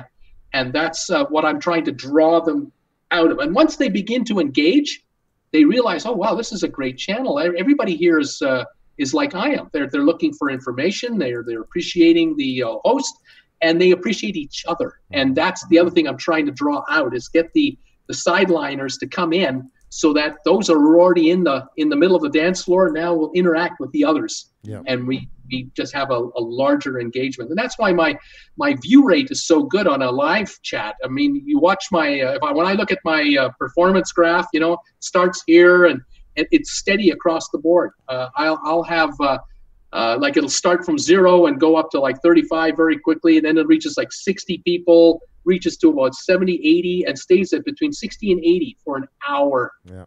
And only at the end, I'm down to maybe 40. And I literally have to hang up on 40 people at the end of the show. I mean, I have to say, guys, I got to stop now. I have nothing else to tell you. It's time to go home. I'm tapped. I'm tapped. These folks want to keep it going. And so it's very humbling and very rewarding. And it's it makes you feel so good that they're enjoying the chat that much, that they're into the very end. See, and it's interesting because sometimes the last 15 minutes are the most fun, because by then everyone is relaxed and loose. Yep. And the comments are flying, and there's been 5 stories on the go already during the show, and they're all coming to a crescendo here. And, it's just it's a lot of fun. It is. And it's a rush. It's like a musician playing on stage. Like you get into not the role of being somebody else, but the role of being the host. Yeah. And yeah. I have a song. I've never told anybody this. Almost every night I've ever been on, I listen to Still the Night by Whitesnake 3 times before I go on. When I'm setting everything up, I got the headphones blaring. That's my song, and just my one chance to pretend I'm 18 for 10 minutes. And that's what gets me in the mood to go on when I've had a bad day or anything. That's my setting up OBS. I got that going. It gets me where, to feel more ready to talk to people and get my point across. Like we have our opening is 20 minutes long, that with a ticker. That's worked phenomenally for. I get more watch time in 20 minutes than I used to get in a 2-hour live stream when I started. Yeah. And it gives people time to mingle and get going. And if they want to subscribe to each other, that's a great time to get all that done for them. And then when they come in, we give them 20 minutes to talk, and then you guys come on. It's the same. Everything. And I'm the same way. I mean, we've sometimes shut down with 80 people, and I'm like, I look at her and I'm like, how do I do this? Like, I can't hit the off button. I know I got to. But then a friend of mine that's bigger than me said, you know what? Leave them wanting more. Well, that's true. That is true. And I had an episode. It was about 2 months ago. I did a live show. And about an hour afterward, I was looking at my comments. And these were post-show comments. And I got a comment that came in from a viewer. And he said, I came into your live show today, and you had said in your title that you were going to talk about the Norwegian whatever cruise ship, and you didn't get to that until 40 minutes. And I just can't wait that long for the info. I really appreciate if you kind of got to the point. And I thought to myself, Bruce, nothing is cut in stone here. Nothing is cut in stone. Why don't you reverse the order instead of talking to your people small chat at the beginning? Why don't you bring out what you want to talk about first and then do the small chat with your people? Because they're going to be there. Yeah. They're going to be there anyway. They're always there. That's right. And that next day, I started right off. So I only do about 5 or 10 minutes of hello, how are yous, and let the viewers kind of come in. And then I talk about how many viewers and subscribers I have. And I thank people that have made any, if any orders have come in for merchandise or any contributions have come in, I thank them. If I know who they are, I thank them on the air, the shout outs kind of thing. And then I get right to the story. I say, okay, folks, I got 3 things to talk to you about. Let's get right on it. And then I'll say hi to everybody.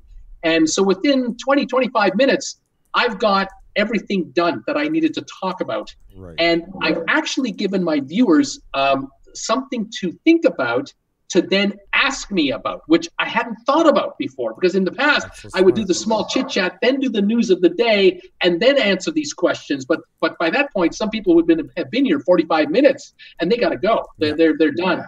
Now it's 20, 25, 30 minutes at the most. You got everything out of me I've got to give you. And from here, it's now your turn to talk to me about what you want to say. But I do read every comment that comes in as fast as I can, as best I can so far. This will say how much longer this lasts, and then get to these questions that are coming in from the topics of the day. I'm finding it works really well, and now I don't get anyone complaining about, I had to wait 40 minutes for you to answer, the talk about the topic you're going to talk about. They get it right away. So that is so important. What you just open said. to change.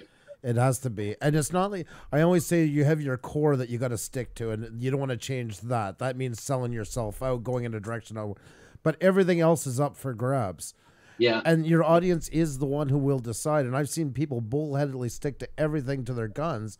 And then they're like, well, I don't get it. They're not watching me. They're all angry. But what have you done to keep them? That's right. It's the old biblical question. Yeah. What have you done to keep them there? And that was a textbook example, what you just did there. Yeah, yeah. What is it they want? Yes. They'll tell you. Yeah. Blatantly. Blatantly, the message there is if you want to hear it or not. Yeah, that's right. That's really what it comes down to. And that's hard for a lot of people I know. They feel like overly, like they're too on the creator's side that they don't want to be misled. But you're not. You're just found a different way. You're doing the exact same thing you did before, just reversing an order. Something so simple can make such an impact on your channel. That's right. That's right. I remember a quote that I heard once about it was an old baseball player who played in the 50s, and he wasn't a very good player. He wasn't the best fielder. He wasn't the best thrower, but he had a 20-year career, and he was an okay hitter. And the reporter asked him, "What's the secret to your hitting?" And he says, well, I hit the ball where they ain't standing. There you go. I mean, how many times do you see on a baseball game nowadays with these major leaguers, you see the guy get up to the plate and everybody in the infield shifts all the way over to the one side because the player is so boneheaded and so stubborn that he's going to try to, hit the ball that direction every time. And there's nobody over here, between second and third base. There's nobody standing there. Yeah.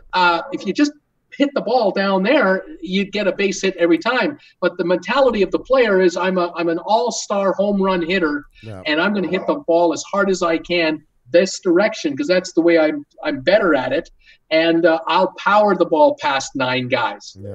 It doesn't happen. The statistics kill this guy every time they do a shift on the guy. And so you hit the ball where they're not standing. And so with YouTube, you know, what is it my audience wants? That's what they're getting. And I will admit that I try to give them stuff they don't think about. You know, if I come up with news that I'm thinking, oh, they don't know this, I'll come up with, you know, stuff about the cruise business that they hadn't thought of. During the show, they'll go, I never thought of that. And now I know I'm winning because I've got them thinking about how I gave them something they had no idea that to even think about before. I mean, I'll talk about the business of cruising. I'll talk about publicly traded companies, you know, the publicly traded cruise line companies, and talk about how they're thinking. I'll talk to my viewers about how the bankers in Wall Street want the cruise lines to operate. Forget about the customer. It has nothing to do with the customer. It's how much money are you making? And my viewers will go, wow, I'm just a passenger on a cruise ship. I've never thought to have to think about the president of the company thinking about the Wall Street bankers who are saying, what have you done for me lately? How much money are you making me this quarter? Because every 13 weeks you have to release your financial statements to Wall Street. Every 13 weeks. Wow. And it better be better than last time or you're in big trouble. So I love doing that and really engaging the audience in, you know, getting them thinking outside the box of just cruising, because it's a big business. And there's reasons why cruise lines will take a giant cruise ship out of a port and all of a sudden move it to another port and start sailing from there. People go, why did they do that? I loved having that ship over here. Well, there's a simple reason why they did that. It's called money. Yeah. They either was not selling out the ship, you know, they think they can sell the ship out from here rather than here. And so that's why they're doing it. So I kind of explained the intricacies of the market and the business, as well as the big picture for us as travelers. But that's so smart, because the more knowledge you have, the more connected your audience is to something, and I think that's so awesome. That's how you've made it your own. I think, and I'm not familiar on all things cruise, but it sounds like something you're doing that not everybody has kind of thought of doing. Yeah, and there are great channels out there that do cruise videos, but the only cruise videos they make is when they are on a cruise ship themselves. Right. And they'll be on a 1 week cruise or a 2 week cruise, and they'll film hours, videotape hours of footage all over the cruise ship, day and night, for every stop along the way. Then they'll go home and they'll sit in front of their computer with their software, and they'll produce a video maybe every 3 days for the next 2 months, and bring out a video every 3-4 days about the cruise they were on 2 months ago. And by the time they run out of footage for that cruise ship, they'll then take another cruise for a week and do it again. And they'll be on another brand, another itinerary, another completely different ship, and they'll do the same thing. Come back and have another 3 months of work to do. And there's nothing wrong with channels like that. No. Absolutely nothing wrong with channels like that. I refer people to other YouTube channels when they want to ask me, what's a balcony cabin like on the Holland America Oosterdam cruise ship? I'll say, you know what? You want to know what it looks like? I don't have to describe it to you. You can go into YouTube and just enter in the search bar, balcony cabin Holland America Oosterdam. There are all kinds of videos about those. There's people who've made them for years. And better to send my client off to a competitor to see what the info they want. But then they realize, well, okay, I've seen that. Now I want to know about something else. I better go back to Bruce and ask him again. And so they come back and they'll say, I got another question for you about another topic on cruising. And they keep coming back to me because they know I will provide them an avenue to get the info they want. I so agree into that. It's better to we have a philosophy around here that your channel is always like a small town business, and that always remember everybody behind the avatar is an actual human being. And if you keep those two things together, you tend to do okay in YouTube. Yeah. And how many times have we gone in a store and the guy said, well, I don't have that part, but listen, I know a place where you can get it. This guy here, he's pretty good. Yes, he lost his sale that day, but you will never forget that store as long as you live. The trust value has gone to the roof, and he never even sold you anything yet. Yep, that's right. You're telling all your friends. Yep. You're telling all your friends about this guy. Yep. Yeah. Yeah, because too many people get in the rush of it, because I always say it was like a gold rush after the apocalypse. some people were too busy cutting each other down and cutting each other's throats instead of working like in that way of working working with what they had, too busy worried about what everybody else had. Right, that's right. And I'm happy to say that some people don't like us. You know, they find me too annoying. They don't look at my head. They don't like what we talk about. And that's okay. The day you realize, you said that a while ago, but I wanted to get back to that. The day I realized that some people don't like me was the best day of my life because it relieved me of a lot of duties. Yeah, a lot of pressure. A lot of pressure's off. Yep. You only have to make people happy that like you already. Exactly. I mean, I'll do what I can to make as many people happy with my show. Yeah. If I make a mistake, I mean, I actually ask viewers to let me know if I screw up. Yes. And I get comments on, like, I'll do a 2-minute video about a topic, and I'll get a comment saying, you said this instead of that. I'll write back to that person. I'll say, you're absolutely right. I screwed up on that one. Thanks for watching and letting me know. But what kills me is I'll see a video that has 10,000 views over, say, 3 months. And I know there's a mistake at the 45-second mark. I know it. And no one caught it, or no one says anything about it. I'm thinking 10,000 times somebody watched it. They never said anything about it. But the other times, you know, you get a comment within an hour. You go, you know, you kind of misspoke about this. Yeah. I had an episode where there was a cruise ship in Scotland that had come to port and let off the passengers, and they got on buses and they went into Glasgow for a day trip to Glasgow. And the cruise line, it's a 6-star cruise ship, a really high-end, very expensive. And it happened to be a bit of a windy day. And as the morning came on, hours after these people went to Glasgow, the day went on, the winds got higher and higher and higher. And as it so happened, the winds were not coming in from the sea into land. The winds were coming from land out to sea. Right. So this cruise ship, about 700 feet long, can hold, I think, 600 passengers, is sitting there. It's tied up, and all of a sudden the lines snapped. Ooh. Because the ship is being pushed out to sea by the winds, and the lines that held her gave way. Right. And all of a sudden you've got a 35,000-ton cruise ship drifting out into the harbor. Wow. Anyway, I made a video about this story, and I tried to pronounce the words. This is Scotland now. I'm trying to pronounce words of places in Scotland, and I have no idea what they actually sound like. I can see the letters of the word, and I'm pronouncing the word as I see it, but it's completely wrong. And oh, did I get the Scottish word? But I was smiling because I thought, I'm a hit in Scotland. They're watching me in Scotland. So it was just fantastic. And of course, I would thank them dearly. I said, thank you so much for telling me how to say this, because I have no idea. I'm on my own here. And of course, they would write back and go, no problem. You know, thank you for letting me know that you screwed up on it.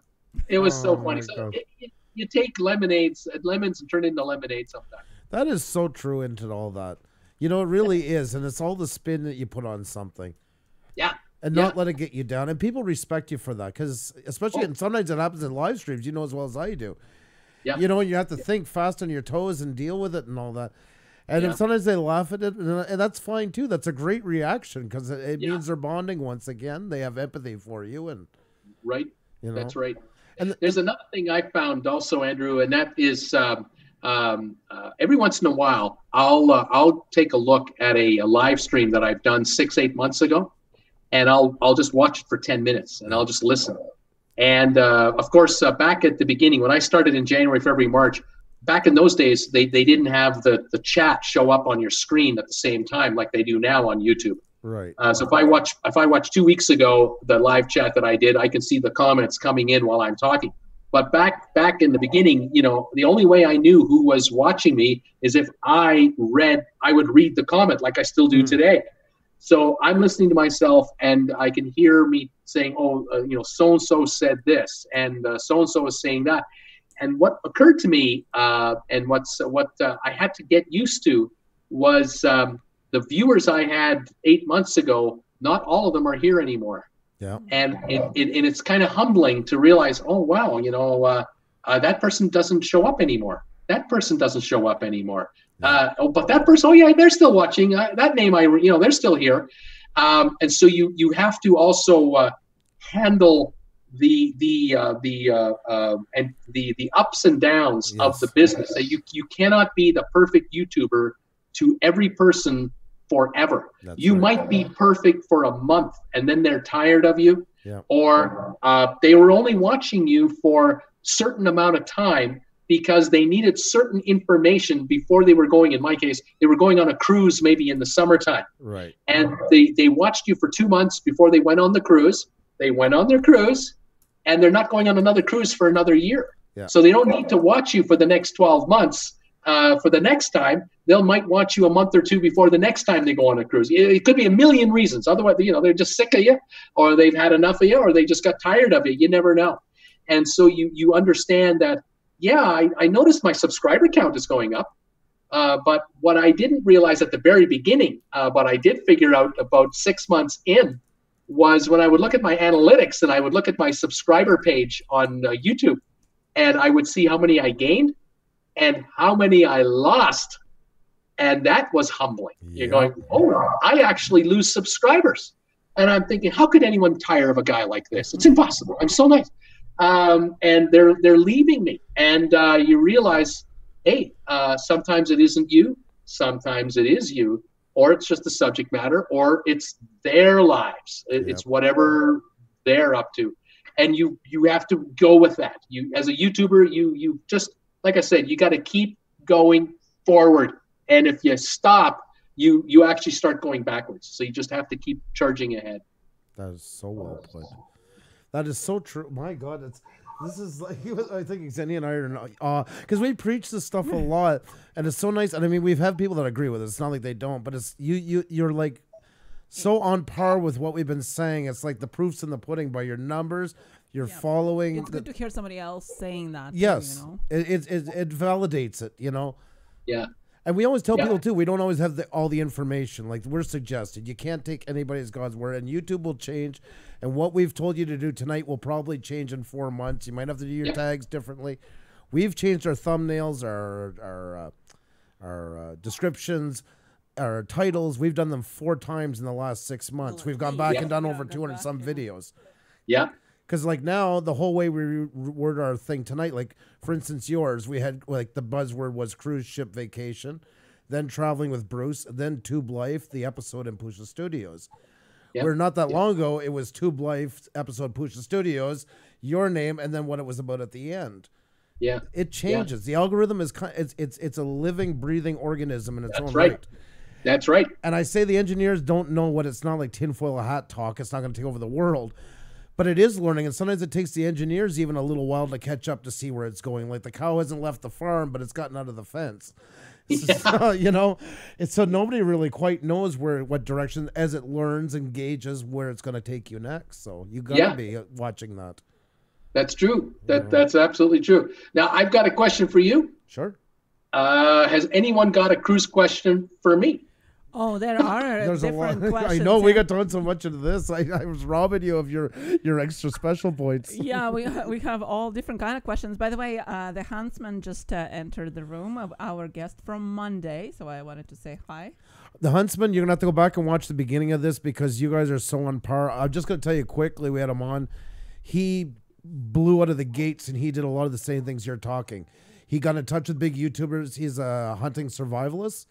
Right. Did all these episodes on these female hunters and all these big channels, got permission like you, didn't release right away, built up a repertoire, so it was time to come. And yeah, you guys will get along just fine. Yeah, he's growing immensely, and lots of what we're talking about, it shares the same principles and ideas. So, sorry about that. No, he just entered, so I wanted to say hi. Yes. So let's see the questions. There are lots of comments as well. And Coaster World was saying, tell Bruce that I'm thinking about going into maritime. Weekend Warrior Outdoor said, I can see why people like watching you. I've been hooked on every word you have been saying tonight. You have a great way of talking to the camera. Right on. Thank you. Thank you. Obelix Magnet Fishing asked, did you also travel with a Pacific Princess?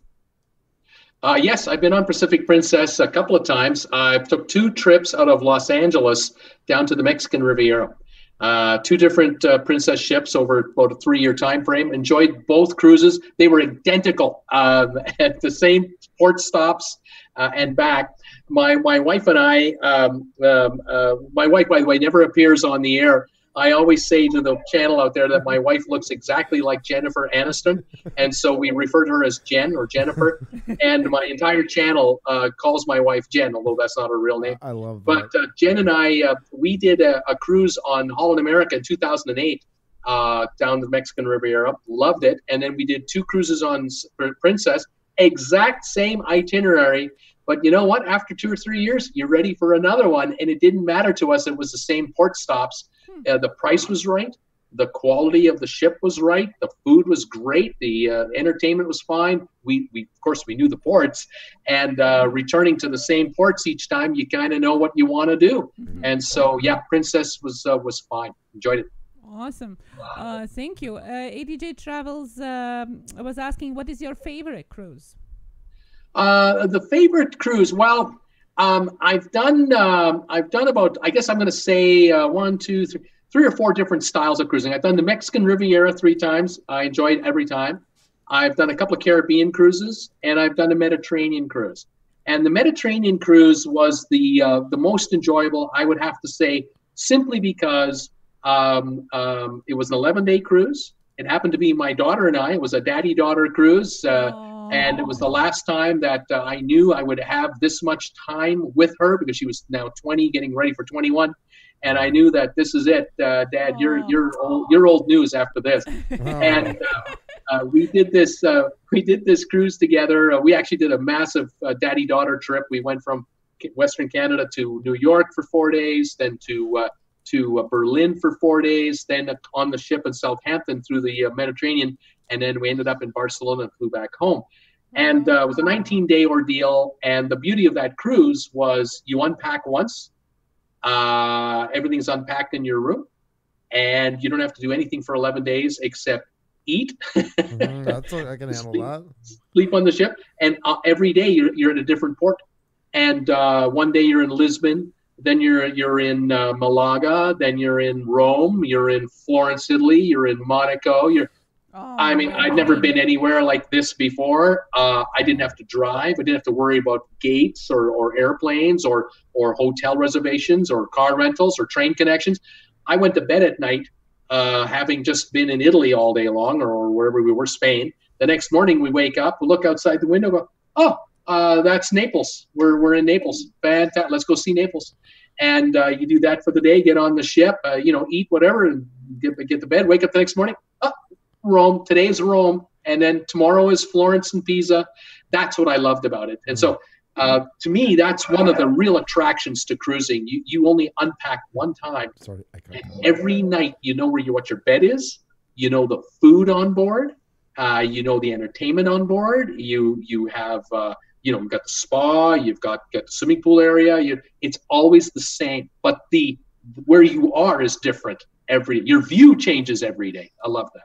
Yeah, that's the beauty of Europe. I just nudged Andrew. I said, you got to go on that one. Yeah, but here's what you see. We've done a lot of travel. We've gone from Iceland all the way down, and now she wants to finish it off. We've gone all through Spain, but she wants to go to Italy.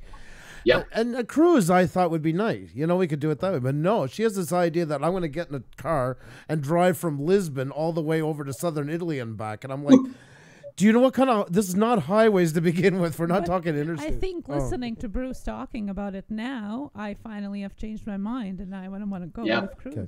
I want to take this moment to say thank you to Bruce, and I love him with all my heart because he did something that took me 2 years that I couldn't do. And he's not exaggerating. I have been talking about it. I might go into like a coma right now for a few minutes sometimes.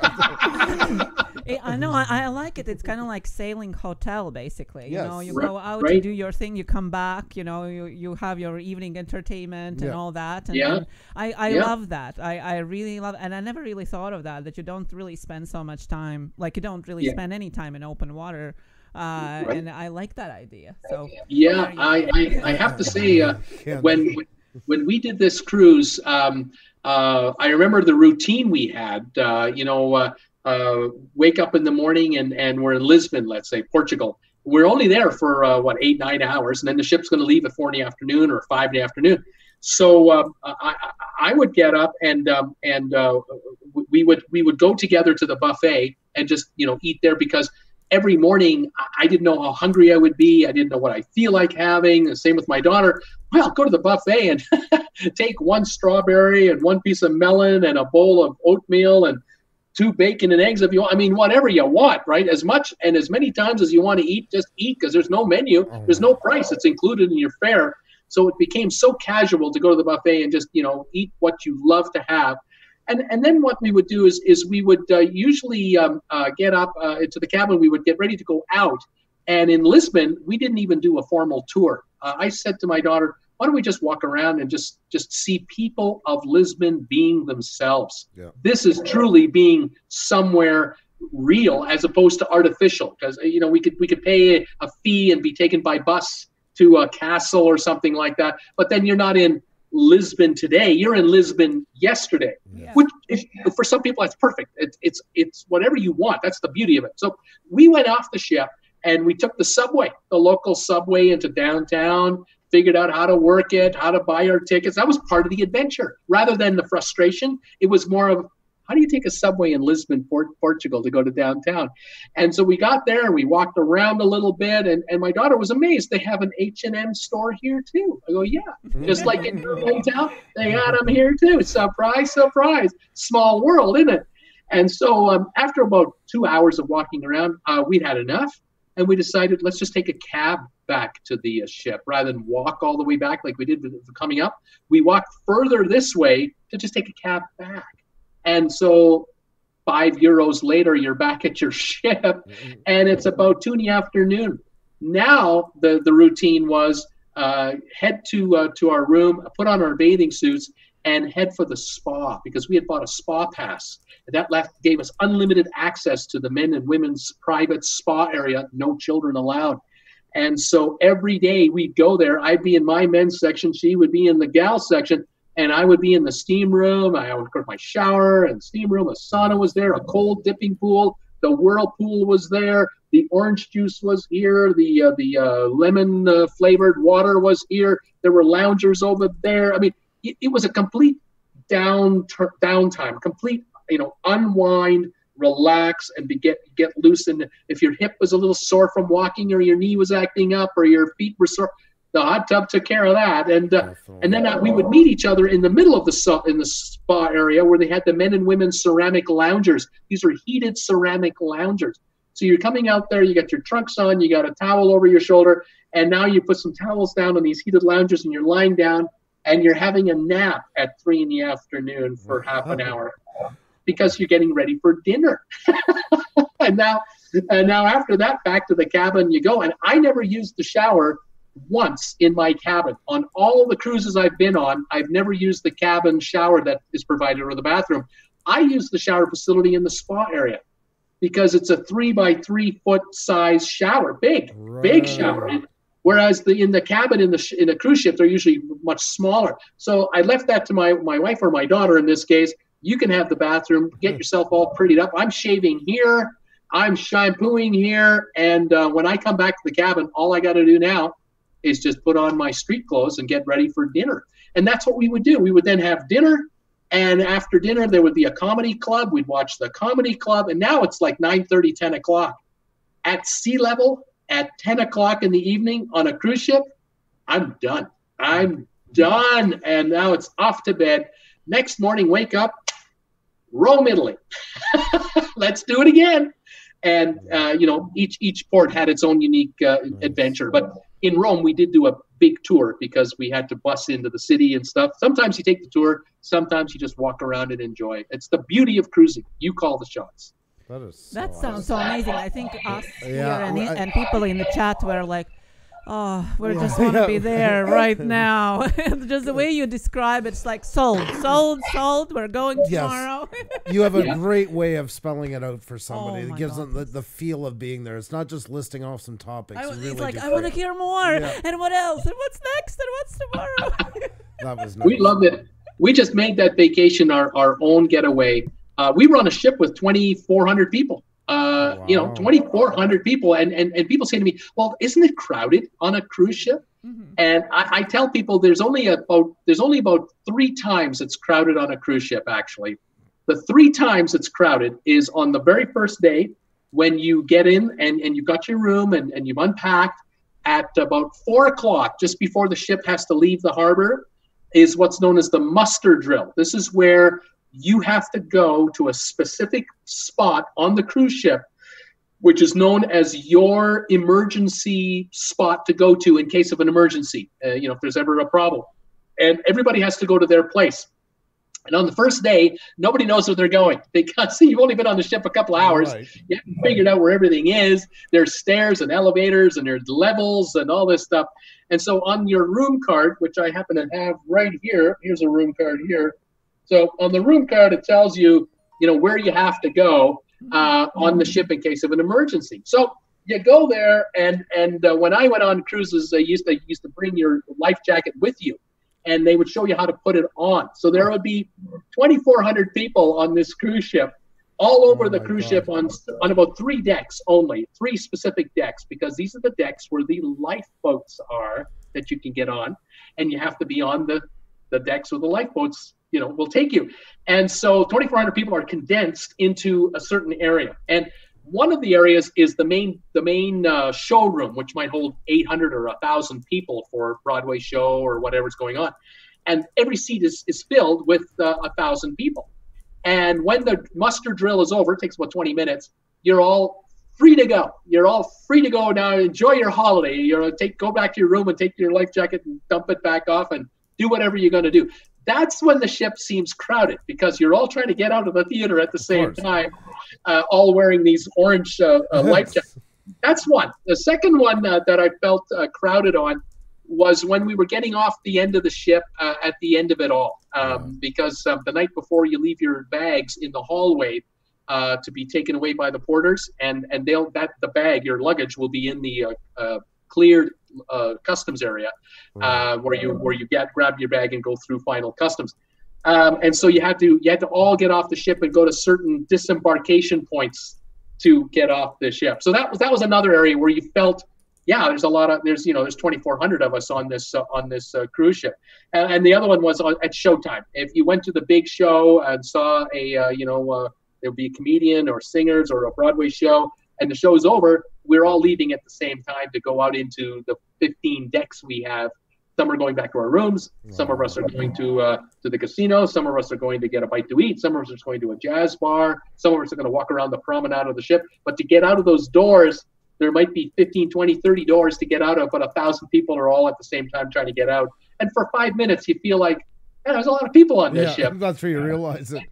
Where is everybody? They're all gone. Well, it's like leaving a concert or something like that. It's once everybody's trying to get out or get in. Of course, you'll notice the volume. Speaking about life jackets, have you ever had actual emergency situation in any of the cruises that you have been on? The only time we had any kind of an event, I would say, was my wife and I were on a cruise from New York City to the Caribbean on the Royal Caribbean ship known as the Explorer of the Seas. Oh, wow. 3,200 people. It's a big ship. At the time, it was the biggest ship we'd ever been on. And it was so large, it had a promenade in the middle of the ship on like deck 10, where you can walk from the back almost towards the front of the ship, and there were 5 stories of rooms on each side of the promenade with balconies looking down into the promenade into the middle of the ship, and on the floor you're walking on are stores and restaurants. It's just like a shopping mall. Anyway, big ship. So we left New York City. It was March, and it was perfect. It was 60 degrees out, like unusually warm for New York, and the water was so still on the New York harbor that we could see the reflection of Manhattan, because we were in New Jersey, in Bayonne, New Jersey, which is south of Manhattan, looking north towards the Empire, towards the Statue of Liberty here, and then the World Trade Center, and then behind, way back here, was the Empire State Building. Wow. So we could see the reflection of the buildings off the water. That's how still the harbor was. And we thought, wow, this is great. It's March, it's winter, and there's snow from the snow plows on the side of the streets melting, and we're leaving New York. Great. we got out, and the captain came on at about 8 at night to say, ladies and gentlemen, Captain so-and-so, I want to give you an update on what, how our cruise is going. Welcome on board, blah, blah, blah. And then he mentioned the fact that, well, we're going to run into a bit of a storm tonight. And it's coming north, and we're going south. And that means we're going to go through it fairly quickly. But it might be a little rough at some times, but the ship is not going to be in any trouble whatsoever. And we'll keep you posted on how it goes. All right, fine. So we're thinking, well, hopefully it'll happen while we're sleeping. And it won't be a problem. So we had dinner that night, got to bed about 10 o'clock, and fell asleep, no problem. Next morning, 8 o'clock in the morning, and we're in bed kind of moving. Not like this, but just moving very slowly. But perceptively, we're moving. And we're not just moving like this. We're also moving like this and like this because we're going through waves. And the captain came on about 8:15 and said, good morning, ladies and gentlemen. You might notice we're moving a little bit. We're going through 60 to 80-foot waves right now. The wind coming at us is 60 to 70 miles an hour, and we're going 20, 25 miles an hour into it. So what we have outside are 90 to 100 mile an hour winds, 60 to 80-foot waves, which are 8-story tall buildings of water.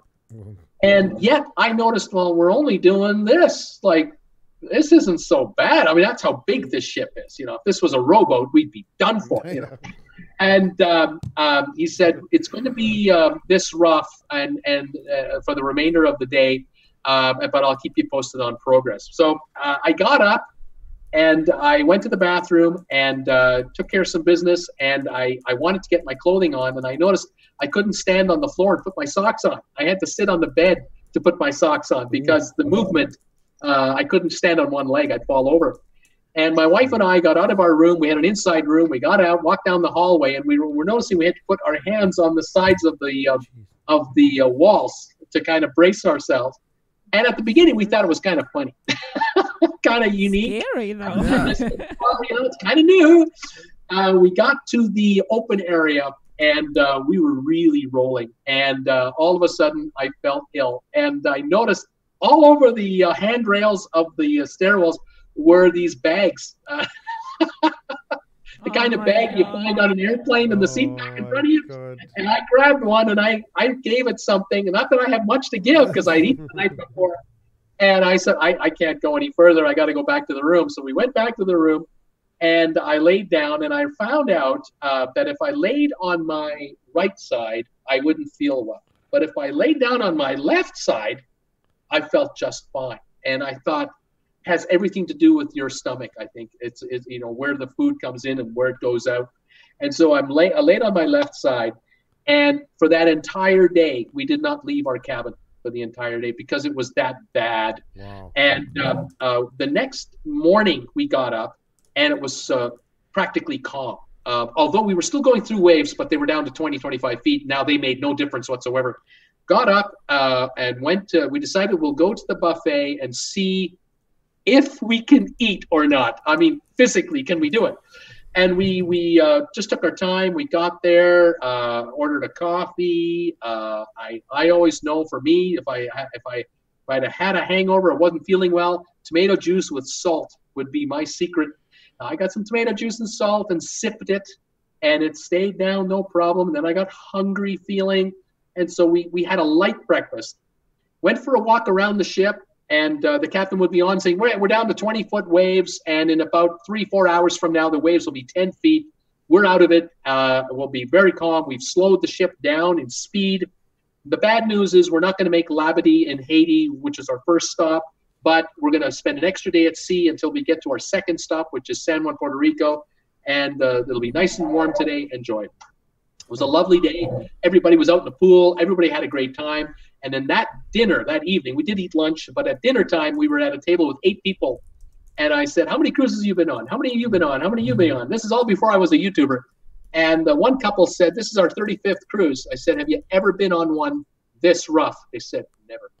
This is the worst, roughest cruise we've ever been on for sea movement. Really? They've all been worst. And I thought, well, you've just survived, the worst storm you could get. And they called it later a bomb cyclone. That's what they called this storm. Wow. It hit New York the next day after we had left, 2.5 feet of snow.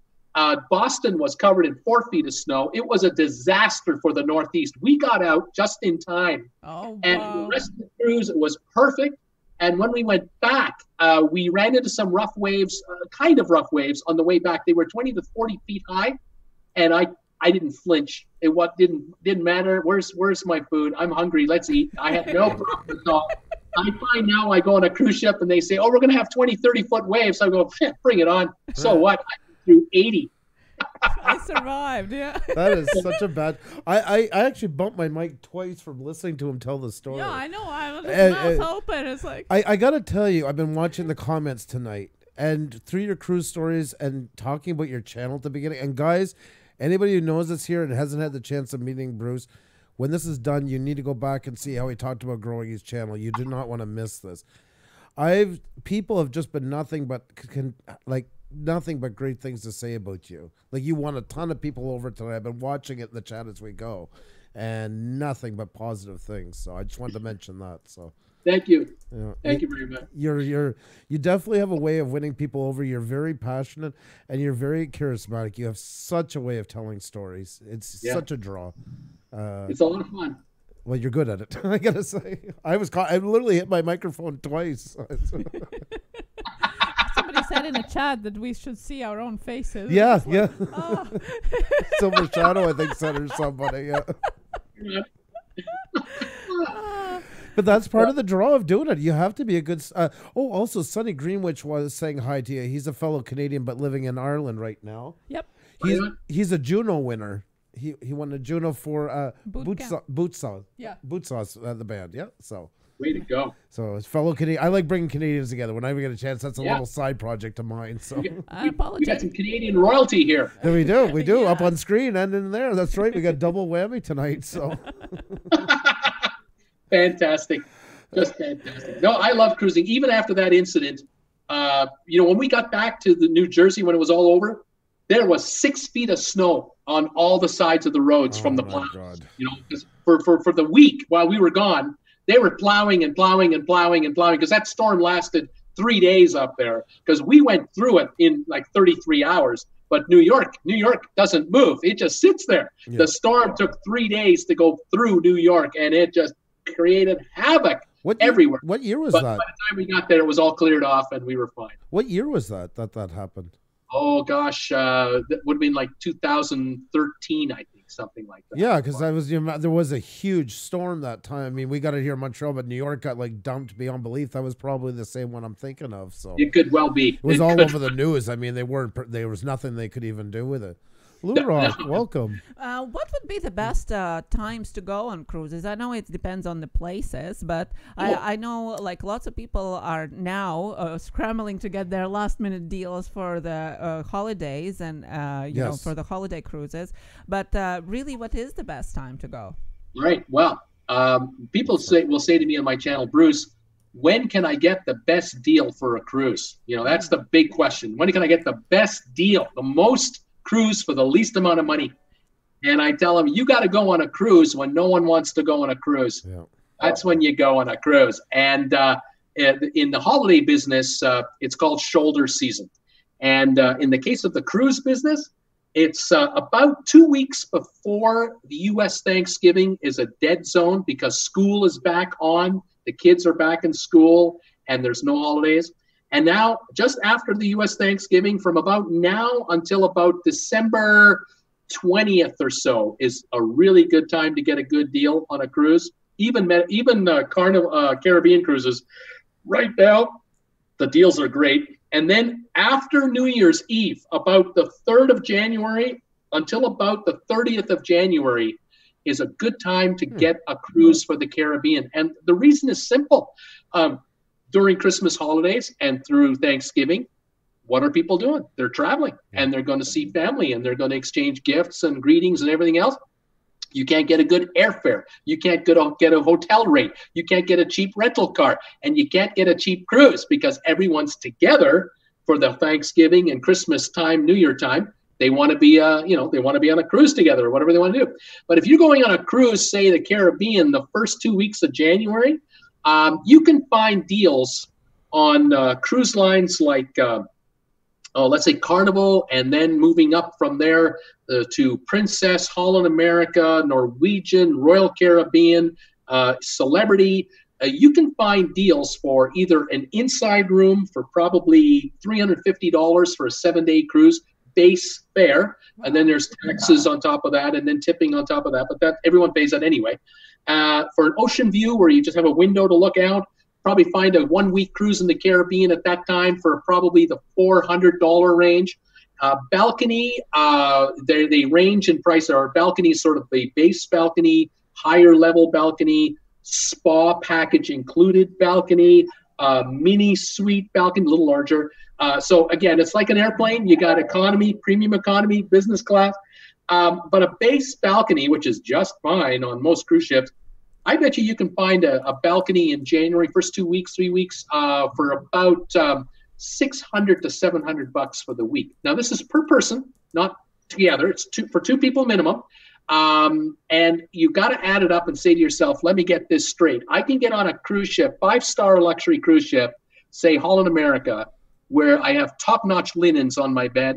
I have a room steward that cleans my room every day, makes my bed every day, turns my bed down in the evening, makes sure I have a bucket of ice if I want during the day and refills it, no problem whatsoever. I get practically free room service. I get all my meals included unless I go to the high-end specialty restaurant, which is an extra charge. I get entertainment included for free. I get to use all the pools and whirlpools, no extra charges, no resort fee like hotels have. And you're telling me it's like $100 a night for 7 nights per person. Where can you go in Miami or in Fort Lauderdale on the beach where you get to see water for a 5-star hotel, including all those items I just mentioned, for $200 a couple per night? That doesn't exist. The taxes, the Miami city tax is 12% odd. Yeah. Just to sit. So if you're staying in a 5-star resort, it's $400 a night for the room. Okay, it's $400 a night for the room. 2 people can sleep in the room, so it's $200 each. Okay, but you're paying the tax on top of that. You haven't fed yourself yet. You haven't entertained yourself yet. And then there's the resort fee the hotel's going to charge you on top of that. In Vegas, the resort fee is now, what, $25 a night? I love it when Las Vegas resorts tell me they want to charge me a resort fee in January for the pool that's closed. Yeah. I love that one. That's a good one. They do it. They do it. So on a cruise ship, you can get, like I say, a balcony cruise, $700 a week, $600 for a week per person, even with taxes and fees and tipping and extra costs, like if you want alcohol, you pay extra. That's an extra charge, and they're not cheap. It costs you more. But even so, if you can come off a 1-week cruise for 2 of you for say under $3,000, you can't get that deal on the mainland. There's just no way. Yeah. In Miami, you need to rent a car. You can't just sit in the hotel and sit in your balcony for 7 days and look out your balcony all the time and just run down to the beach. You're going to want to get out and get around. Yeah. With a cruise ship, they do all that for you. They take you around the Caribbean. Yeah. Your view on your balcony changes every 15 minutes. Yeah. That is such a good way of putting it, and that's the thing about like somebody who's been in it for a while and gives us kind of information. And really, I consider myself pretty savvy on shopping. I had never thought of it as the way you just explained it. I never considered it that way. Yeah. That's a very good point. It's incredible. See, people think about cruising like the old television show, The Love Boat. Yes.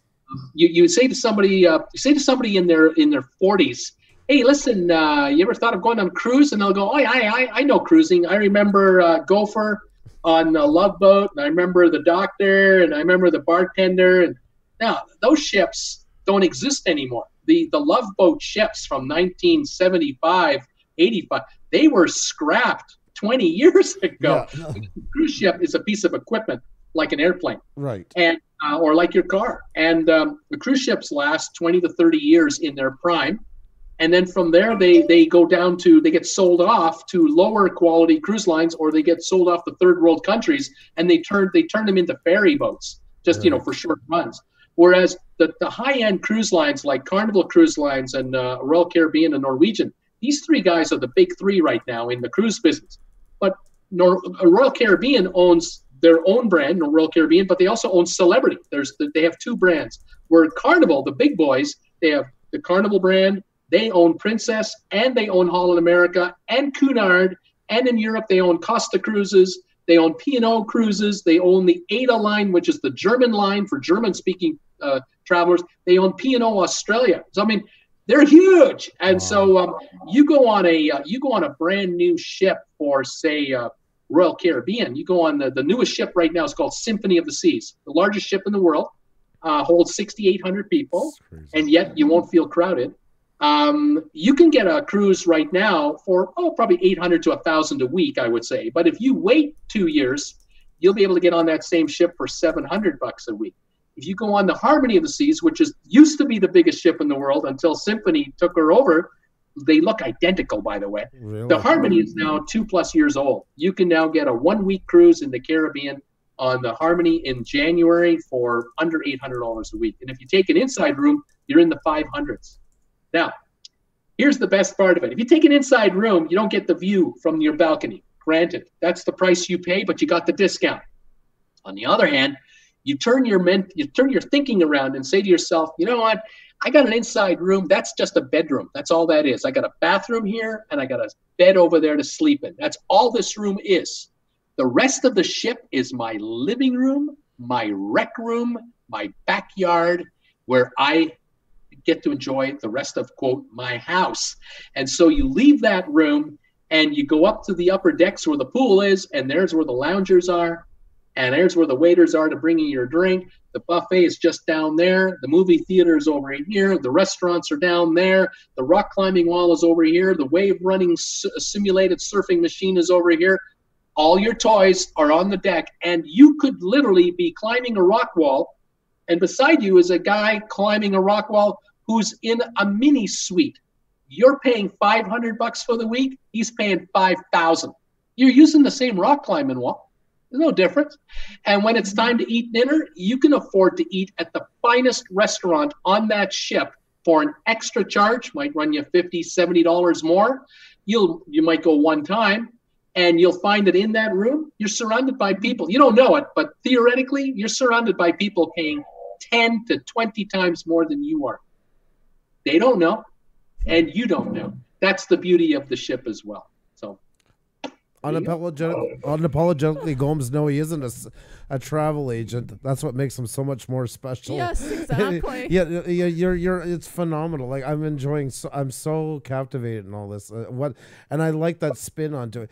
Because I've always been like that. I don't want to, it's not cheap. We've spent 6 days in Iceland with a 4 and an 8-year-old in a Honda Civic. We had no hotel for 6 days because we had a business back then. We got married in Iceland. We had a Viking wedding.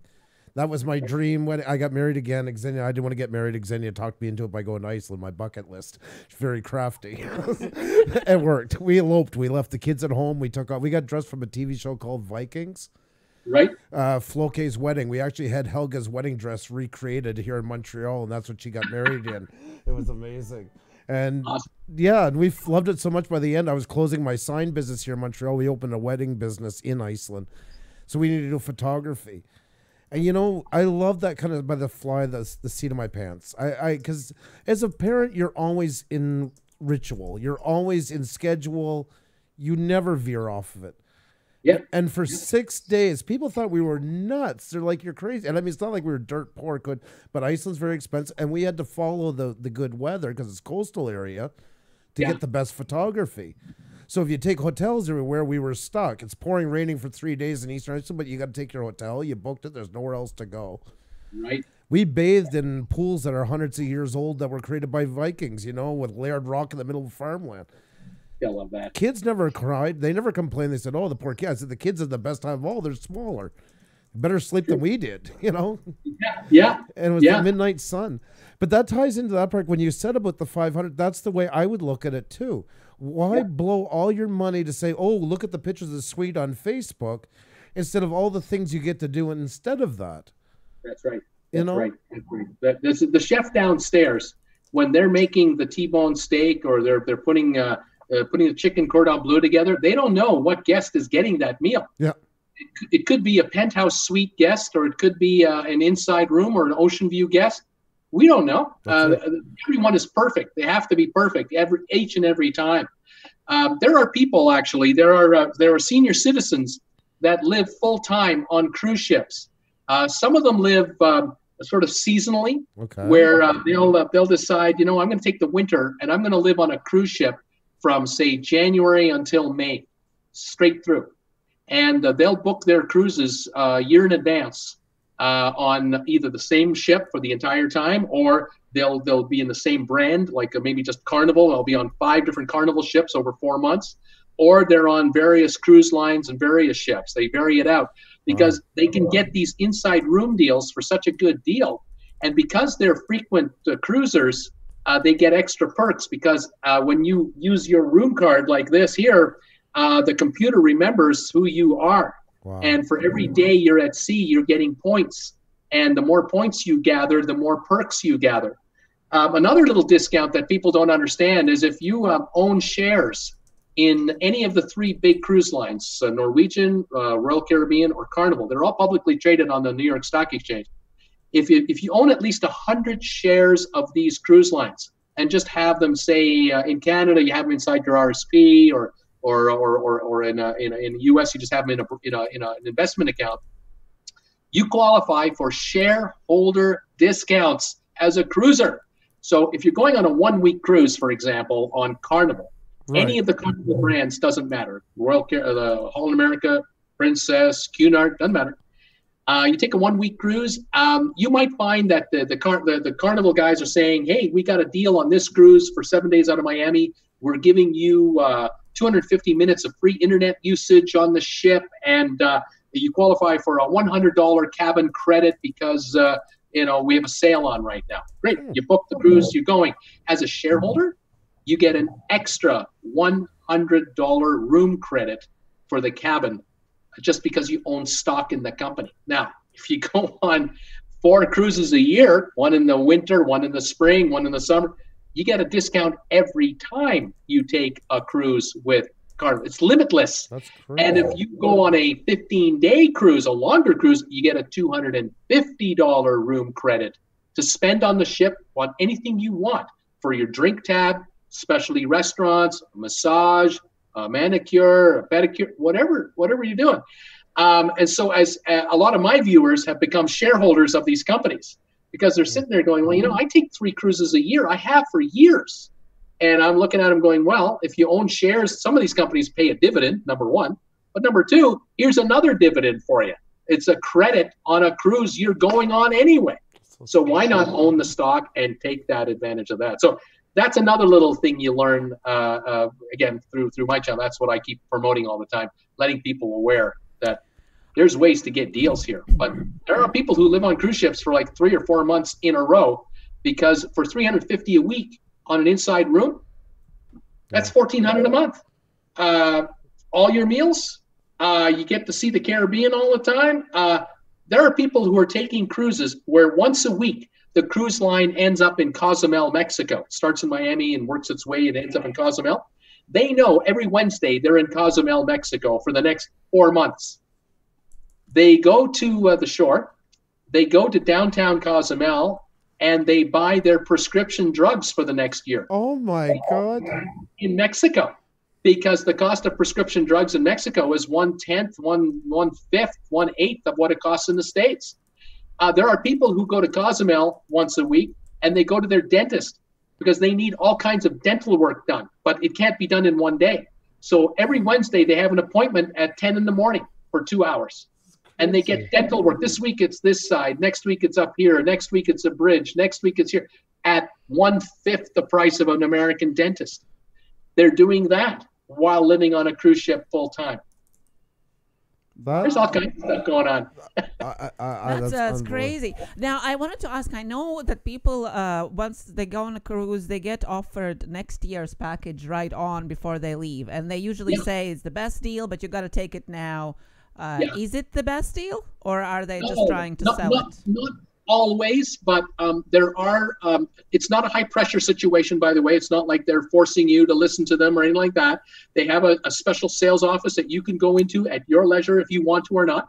But you will get in your room a piece of paper every night telling you what's going on the ship the next day, because with some ships have 4,000, 5,000, 6,000 people, so there's lots going on. Right. There might be a little note in the corner of one of the sheets that says, we got a deal on a cruise on the so-and-so ship. You book on this cruise, you'll get an extra bonus. Well, you check it out and you find out that they'll say, here's the deal. You don't have to commit to the cruise. All you have to do is put a deposit down on the cruise. If you take the cruise, we'll double the deposit. So let's say you give us a $200 deposit.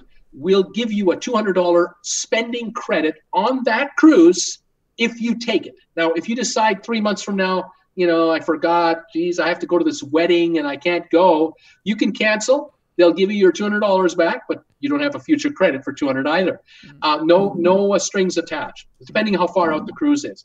Now, in some cases, they'll say, gee, Bruce, we've noticed that you've done 5 cruises with us so far. You've been on 35 cruise days so far. We have a cruise here, next spring, we got like 10 cruises leaving Miami on these dates.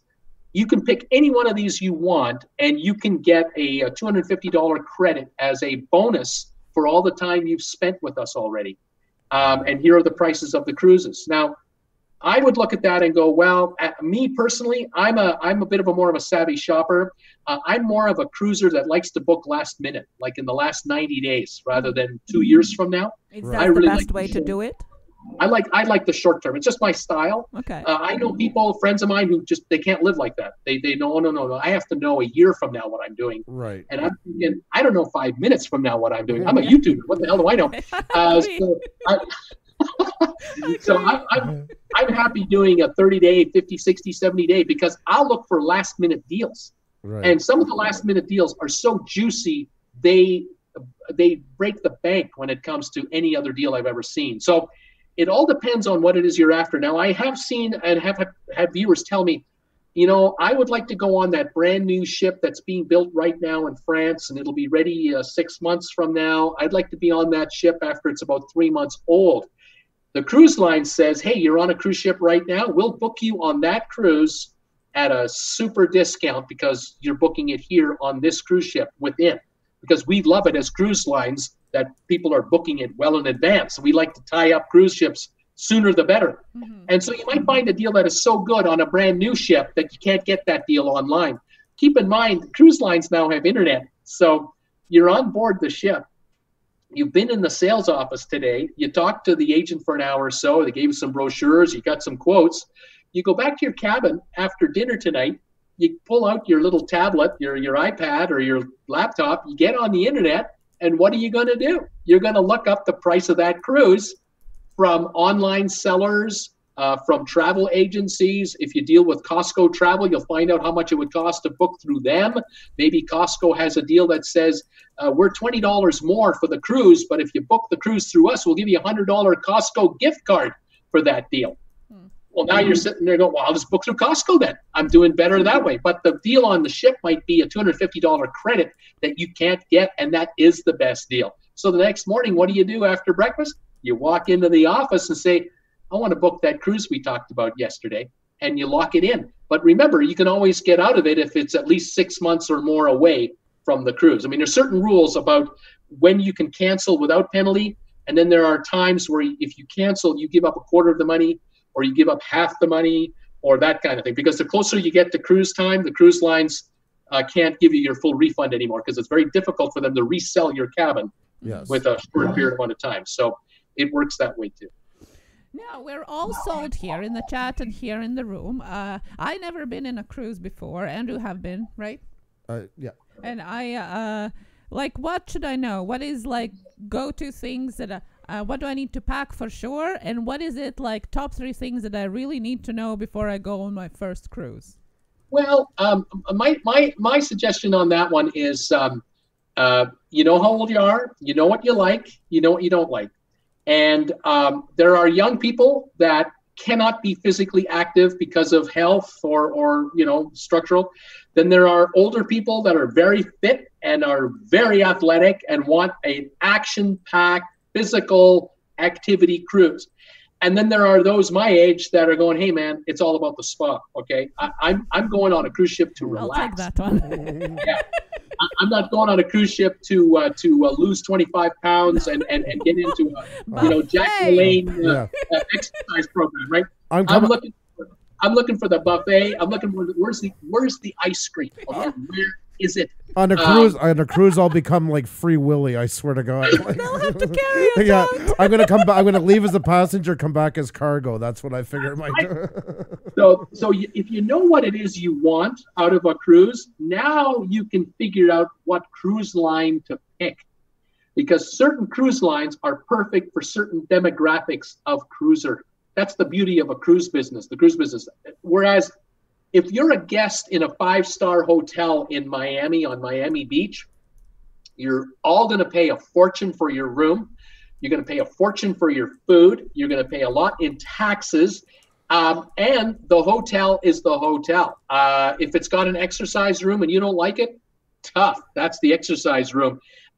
Tomorrow it rains, tough. You're in Miami. It's raining in Miami. Sorry. We're on a cruise ship. If you want to go on a cruise where, I'd like to go on some real neat hikes, or I'd like to do some horseback riding when I go on shore, or I'd like to play a round of golf. I'd like to do 4 rounds of golf in 4 different Caribbean ports when I go on shore. You can arrange that. You're interested in Mayan history from the Mayan era in Honduras or Guatemala or Mexico. You'll go on tours for that. This is the beauty of these cruise ships. You can shop around the various lines, the various brands, and the itineraries that they offer, and begin to figure out what is that turns you on and what you don't want.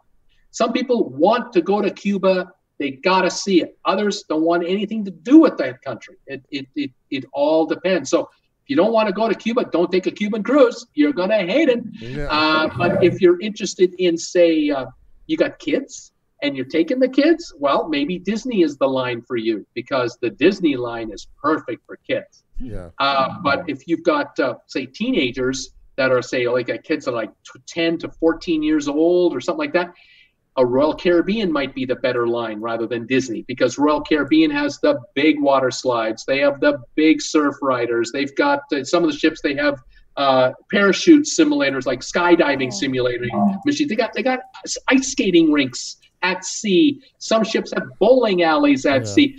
So you got to do your homework to figure out what the ships can offer, the cruise lines can offer. And if it's too overwhelming for an individual to do, then you find a travel agent. And that's what I recommend you do. Now, I personally like one website that I personally use for my shopping around, because I'm a price shopper. And of course, I have an advantage over most people out there, because I know the names of practically all the cruise ships, cruise lines. I know what they're about, what they offer.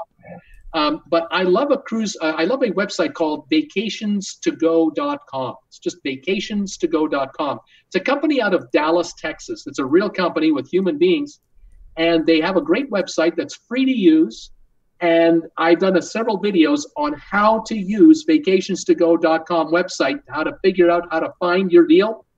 And the best part about it is you can scan the cruises available in any area of the world, any time of the year, down to either one ship, one cruise line, or one area or one time frame. So if you have, you can go on holiday from January the 3rd until January 31st. That's it. That's the only time you get time off to go.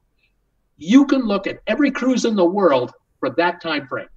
Or if you've decided, I can go in January, but I only want to go to the Caribbean. I don't want to go to Mexico. I don't want to go to Hawaii. Don't want to go to Mediterranean. You can narrow your search down to January, Caribbean only. And then you decide, I only want to go on Royal Caribbean. You can look at everything down to the just Royal Caribbean cruises. And if it's the Symphony of the Seas, that one ship you want, you can look at just that one ship in that 1 month, that one place for that amount of time. And you can see every cruise. And when you see them all listed there, every cruise is listed, you hit the little button over here that then ranks them from cheapest to most expensive for any room category you want. All inside rooms only, here's the price. Ocean views, here's your price, low to high. Balcony, low to high, and suite. So you can really narrow it down and just, get down to a fine point. And that's what I love about vacations2go.com. But when it comes time to booking your cruise, you want to know, again, what the amenities are on the ship? You just click on the name of the ship. It tells you everything about the ship. But when it comes time to booking the cruise, you can't do it online. You have to phone an 800 number. And this is what I love the most about vacations2go.com. You get the freedom of shopping around the website all you want. And when it comes time to booking it or asking questions you can't find answers to, an 800 number. And it's, of course, it's doing business hours. You phone them up, and they're more than happy to talk to you. They'll ask you what cruise you're interested in. They'll find it for you, and they're there to answer anything you want to know.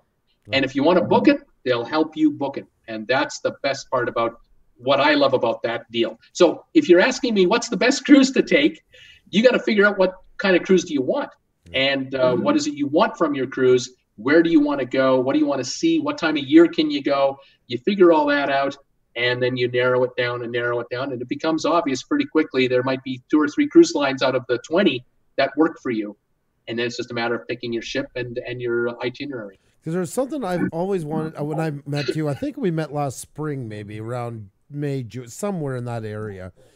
And there's one thing I always wanted to ask you. I always like this kind of thing out of the box. I'm always kind of interested. I get where cruises, and I under all the amenities. But would you ever consider doing a trip on one of these like freighters and that offer passenger service? There's only like a couple of people. I wasn't sure how familiar you are with that service. Not a lot of people hear about it. I find it kind of an interesting thing. Definitely not kids or anything, but I was wondering if you'd ever consider like a one-time thing. There was a time in the about the 60s, 70s, and 80s where that was quite more common than it is now, let's say. And it was not uncommon where there would be maybe 40 passengers that would go. And there were passengers who would, husband and wives would go, they'd be retired. And the trip would go from, say, Southampton in England all the way to Australia, halfway around the world. Yeah. And the trip would take 6 weeks. And on the cruise would be just top-notch food, just best quality food. And these passengers would pack enough clothing where the wife would have a different evening gown every evening for 6 weeks. Imagine how much packing that took. This is an era that's gone. But today, in the modern era, our new era, there are some cruise liners or container ships where you can be a passenger. It's not very often. It's not very common, but it does exist. And there are certain travel agents out there. If you can find a travel agent that is a professional in cruising, and I mean a full-time travel agent that only books cruises, of course, they'll get you airfare to the ship and back, obviously. Yeah. But that's their shtick. They'll know about these cruise lines, these container lines that can help you, and they'll steer you in the right direction. It's absolutely for the 0.1% now. I would say more now. It would be more like for, say, backpack type travelers. Yeah.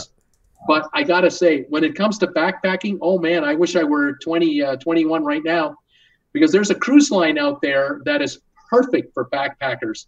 The company is based out of Spain. It's called Pullmantur, Pullmantur, I think it is. No, Pullmantur. Pullmantur is half owned by Royal Caribbean Cruise Lines.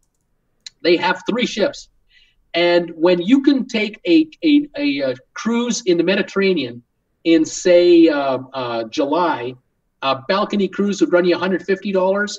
On Pullmantur, it might run you $50 to $70 a night, because the cruise ships they're using are 20 to 30 years old instead of 2 to 5 years old or 10 years old. They're older.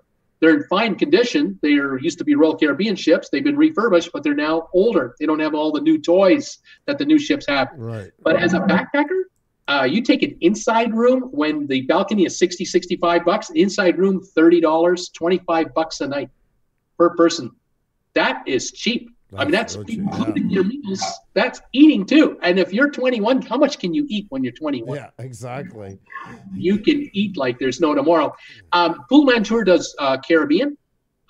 They do Alaska cruises in the summertime, and they do Mediterranean cruises also in the summertime. So I would look at something like that rather than a container ship type cruise myself. Yeah.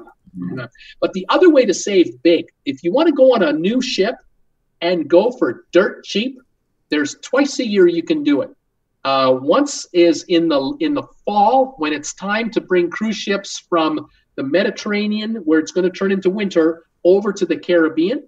Okay. And from Alaska in the fall, when it's about to turn winter, back down to either LA or all through the Panama Canal back to the Caribbean. And the other time of the year is in springtime, late spring, when it's getting too hot in the Caribbean and it's warming up back in the Mediterranean and warming up in Alaska. You do a repositioning cruise one way, the other direction. These are repositioning cruises that last anywhere from 12 to 20 days. And you can get a balcony room on a 2-year-old cruise ship that's repositioning for, instead of paying $200 a night, you might pay $80 in a balcony. And an inside room, instead of paying $110, $120, $100 a night in the high season, you might be paying $35, $45 a night. If you can handle a cruise from, say, Rome or Marseille, France, to Rio de Janeiro, all the way down to South America, again, in the fall, you can get cruises for inside rooms, balcony rooms, from anywhere from $30 a night to $65 a night, all inclusive. That's unbelievable. Those are the killer deals. The only catch, you might have to fly one way from North America to Rome or Barcelona or Marseille to get the ship. So you go the week before, do a little Europe, and then get on the ship. And then when you're done the cruise, you got to get home from wherever you've been dropped off at back to where you've come from. And that's the glitch. But with today's airfare and so many discount airlines, you book far enough in advance, you can get a good deal. That's amazing. Wow. Yeah. So, and don't forget the shareholder discount. You get that on top of that. The question was, how can you get and how much is a share? I mean, very. I'll tell you right now. Hang on one second. I've got that answer right here. The stock market today, Royal Caribbean shares are the most expensive. They closed at $112 a share. So 100 shares would be expensive, $11,200. Norwegian cruise shares trade at about $51.50. So that's a $5,100 investment. And Carnival trades at $62 a share, which is $6,200. This is American money. But having said that, if you have a brokerage account, you can buy these shares on what is known as margin, where you can borrow against the value of the stock from the stockbroker. And so here's a trick that some of my cruisers will use. They'll say to themselves, you know what, I'm going to go on a cruise in a month from now for 2 weeks or so, and then I'll be back home. I'm going to buy these shares using half of my money, and the other half I'll borrow from the broker. The broker will charge me 3% interest on an annual basis for just 1 month. I'll buy the shares. I'll get a $250 room credit on my cruise. I'll take the cruise. When I come back home, I'll sell the shares. And whether they've gone up or down a little bit, I'll take the profit or the loss, and I'll have paid some interest, but I earned $250 towards the cruise. Now, other people will say, well, wintertime, I'm thinking of taking 3 cruises. I'm going to take a cruise in November. I'm going to take a cruise in January. I'm going to take a cruise in March. So they'll buy the shares in November or October, and they'll hold them until the next spring. And they'll earn some dividend income, which will pay the interest to carry the stock. Right. And they'll get 3 cruises credits that they'll earn, and that'll go towards any potential losses if the shares drop in price. But generally speaking, cruise line stocks don't do this. They're not speculative. They're a pretty solid company. Ships aren't going anywhere. And sometimes you actually make money on the whole deal. I say to my people, carry the shares all the time. And if you're a fan of Norwegian, you don't want to cruise anybody else, then just buy Norwegian stock. Only hold that stock. But if you're thinking, I'm going to go on a cruise on Norwegian in October, and I'm going to go Royal Caribbean in January, and I'm going to do Carnival in March, then I would say buy the shares in October for your first cruise, get the deal. sell the shares when you get home, buy the shares in the next cruise company, and take the deal for the second cruise. When you get back, sell those shares, and then for the third cruise, buy the shares of that company for your next cruise and take the cruise and get the credit. When you add it all up, you got 3 credits. You might have earned a dividend, you might not have. You may have paid interest, you might not have. You may have made a little, may have lost a little, but overall the credits are worth it. And there you go. Wow. Now, where would you want it to go yourself? Like, there was a question to us, and I answered instead of Andrew. I said that the Mediterranean now, like, changed from the road trip to the cruise. But thank you once again. yeah, Bruce. we also have thought about Alaska and Arctic Circle. For you, what would be the place that you haven't been on a cruise that you would like to go? I would love to do some cruising between Australia and New Zealand. I would like to do cruising in the Orient, in Asia. I would also be interested in, if the deal was just right, I would not mind flying from, say, North America to Dubai on Emirates, which is a bucket list airline for me. Spend a week in Emirates and then grab a ship from Dubai. And if it's in the area, that's fine. But if it's a repositioning cruise from, say, Dubai all the way to Rome through the Suez Canal, wouldn't mind doing one of those cruises and then fly home one way from Rome or travel Europe. But I'm also interested in a repositioning cruise. I would love to do some repositioning cruises from North America, let's say Florida, in the late spring, and cruise up to Europe. Might be Southampton in England, or it might be Copenhagen or Amsterdam, or it might be into the Mediterranean itself. Might be all the way to Venice or to Rome or to Barcelona. And then once there, do some traveling in Europe on land, and perhaps do a Scottish Isle cruise from, say, Hamburg through Scotland, England, Ireland, Norway, see some of the fjords, back to Hamburg, and then work our way home from there. That kind of variety would be something I would love to look at in the future.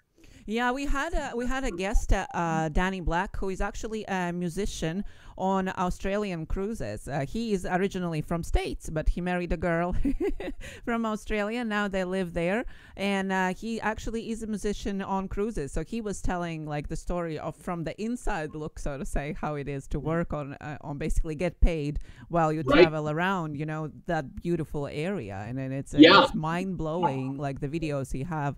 You know, it's crazy. And what they were saying, it's interesting, like when you were talking about people, it's having all that footage, that the cruise PR people don't really go on the cruises themselves to take pictures. And so they use like creators like you, like Danny, like, you know, like other people who do take pictures and videos to promote their cruises.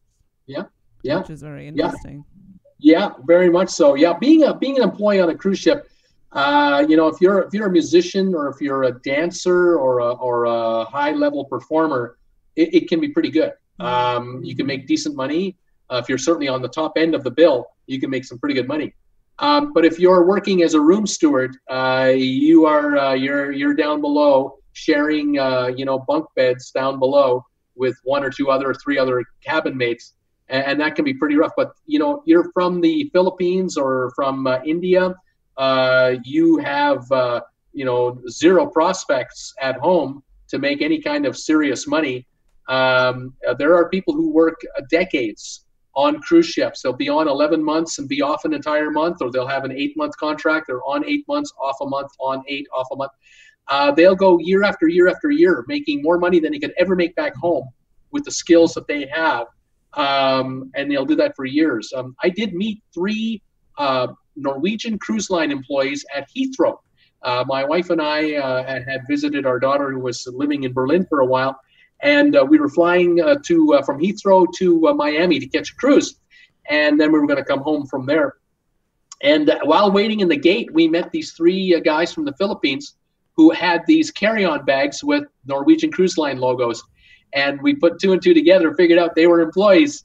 And sure enough, we struck up a conversation, and yep, their contract had been extended. They've got a new 11-month contract. They just had a month off, and they were going back. And so I asked them, how long have you been working for the cruise line? And do you like it? And all 3 of them said, we love it. We absolutely love our jobs. We love our supervisors. We love our coworkers. We are comfortable. And I said, okay, how long you been on? And he said, the first guy said, it's my 14th year, and I'm now a shift supervisor. I've moved up. The second guy was 12 years, and he was also a manager.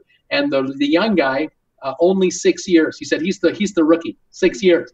6 years. 6 years. And Wow.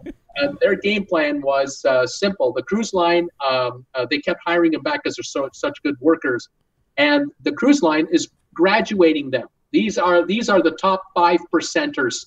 All three of these guys will end up becoming managers of an entire department on the cruise. And so what I noticed when I went on on that cruise, I would look around in the buffet area, for example, and I would try to figure out, well, who's who in the zoo around here when it comes to the employees. And I could figure out, well, the 20-year-olds, the 23-year-olds, they're the guys cleaning the tables. They're the grunts. They're the newbies. Mm-hmm. And then there's the guys that are standing off into the corner watching the 23-year-olds. They're like 30, 35. They're the floor managers. And then those guys report to the overall manager of the buffet area and or in the overall restaurant area, because these servers don't work just the one restaurant. They work all over the ship. Mm. And so as they get older, they move up to higher levels of seniority and they make more money. And so it might only be 1 in 50 employees that becomes a manager. But then again, in real life, if you start as a teller in a bank, what are the odds of you working there 30 years to become the manager of the bank? Well, 1 in 100 of you might be there, and that's how it is. It's just time goes on and people move into other careers, other professions. Same thing with the cruise lines. But it was interesting meeting these guys and getting their perspective on this whole life career that they found. And I said, can you make this much money, what you're making on the cruise line back home? They said, not a chance. Mm-hmm. No way. Not even a quarter. Not even a quarter. And yet, the low-level employees, they get room and board. But they're making, $500 a month, $800 a month, $700 a month. But that's hard U.S. currency. Mm-hmm. They don't make that kind of money back in Indonesia or in India or in the Philippines. They don't make that kind of cash. Oh, definitely. It's a great way to see the world too. I mean, I had a friend of mine. He was a bit younger than me, and he was a small town guy. Never really left. And had a little seasonal job and decided finally he had studied computer IT, then never did anything with it. Yeah. And decided 3 years down the road that he found out about an ad for a cruise ship. He said, I'm going to try it. And he spent 3 years on it. He met his future wife, and now he's one of the big floor managers for Cirque du Soleil in Las Vegas. Built all of his career on a cruise line. Like he said, I was paid to see the world, made good money at it, got good experience that now he uses in that show, That's so true. It's the world is set up in such a way that you can be successful in it if you go for it, if you go after it. Yeah. And you just don't know where you're going to end up. That's the thing about this planet we're on. I mean, when I went to college in Toronto, we used to live in Kitchener, Ontario. I went to college in Toronto. I graduated as a watchmaker. I repaired watches and clocks. That was my career. And, here I am, so many years later, I've done so many careers, so many different things in my life.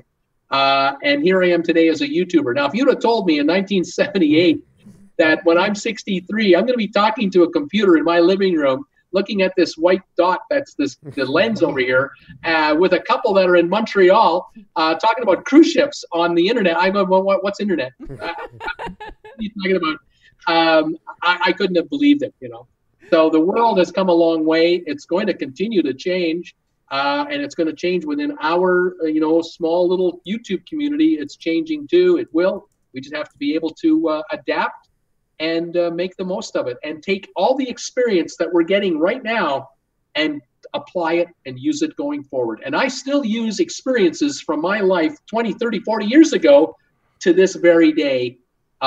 There's the memories and the experience is still there. It never goes away. And I apply it to what I do now. That is so true. Your life experience. When I was 26, I went back to school and studied multimedia. Long story short, I was working forestry and took an allergy to spruce, crippling allergy. And when I was all done, I went into the workforce, and the school I went at offered work placement. And they said, what's your past experience? I said, well, I have nothing. I was a long haul truck driver. I quit college, forestry manager. She said, long haul truck driver, okay. Confined spaces, lots of paperwork, all this stuff.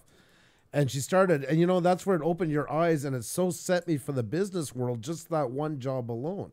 Tight schedules, working under pressure, confined. You do use all these things we pick up. And that's what I like about you too. There's a guy in here from Toronto, Joe. I think he's going to connect with you.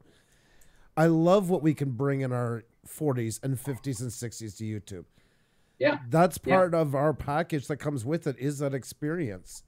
Right. It's not just for young kids and gamers. There is room for us to really bring something valuable. Oh, yeah. Oh, yeah. I mean, 10 years ago, I didn't know anyone else in their 50s and 60s that went on the internet. Yeah. My mother, you know, never went on the computer. She was too far ahead, you know, in age for it to work.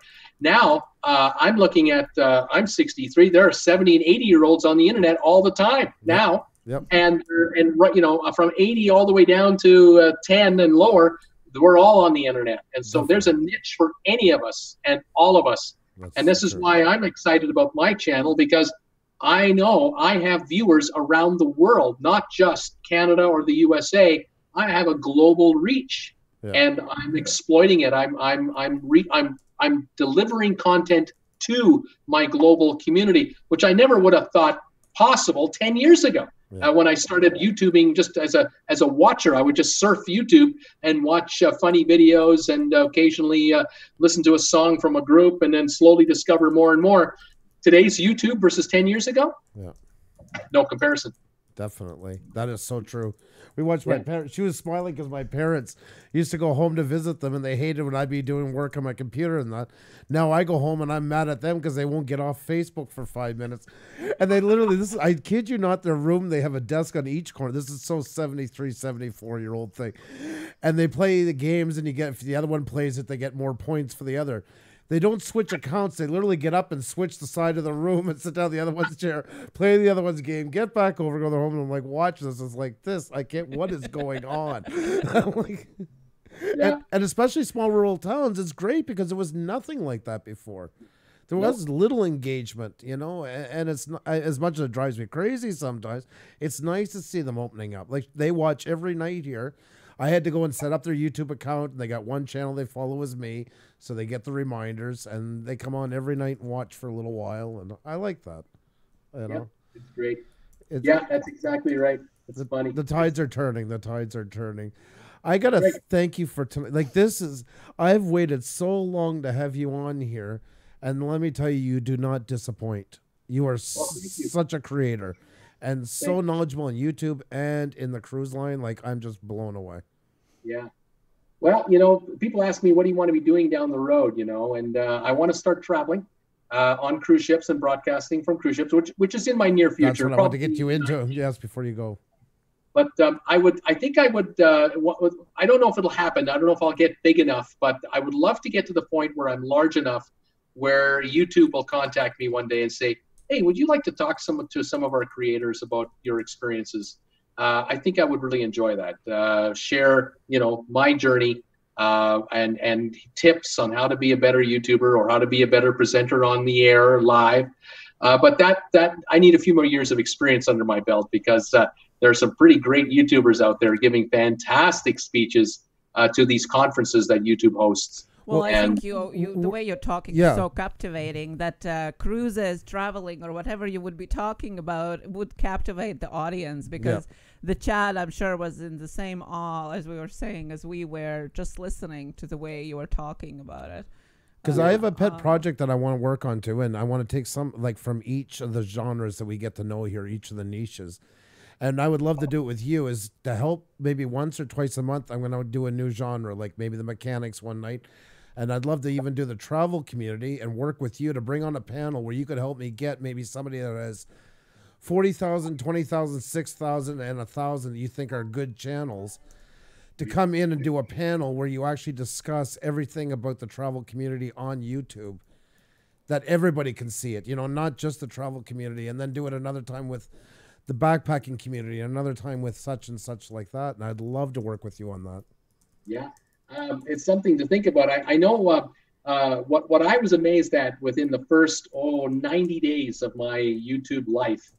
I was blown away by how busy successful YouTubers were. Oh, yeah. I thought it would get easier when you had 25,000 subscribers, 100,000, a million.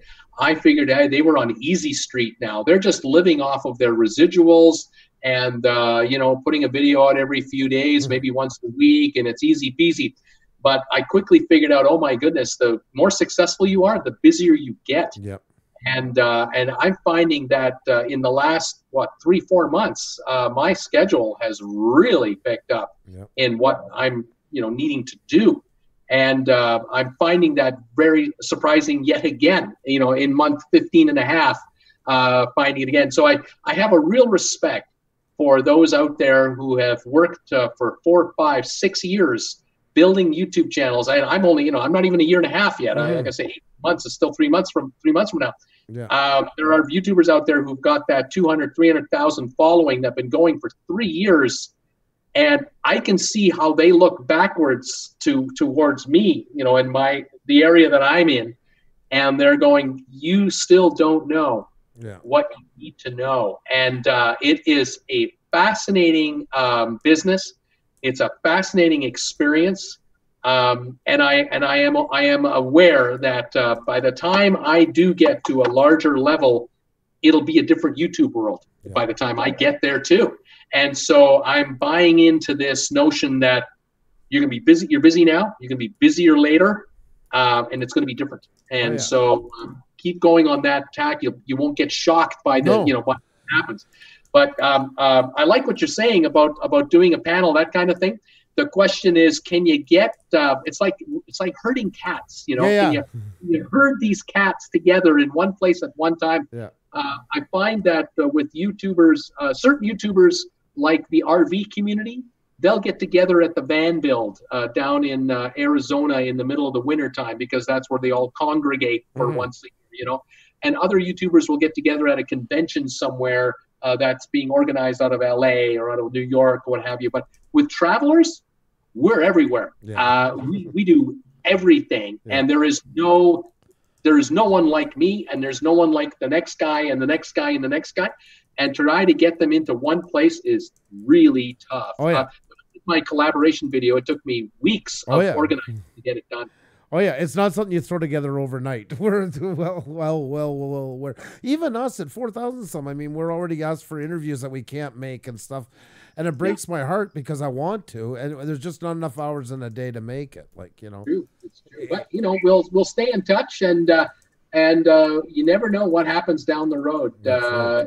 Being a traveler, and in the future being a more active traveler, chances are there will be a time that I will find myself in your area. So I'm looking forward to that. They tell me there's a rumor that there's some pretty good smoked meat sandwiches in Montreal. I kind of like to get at them.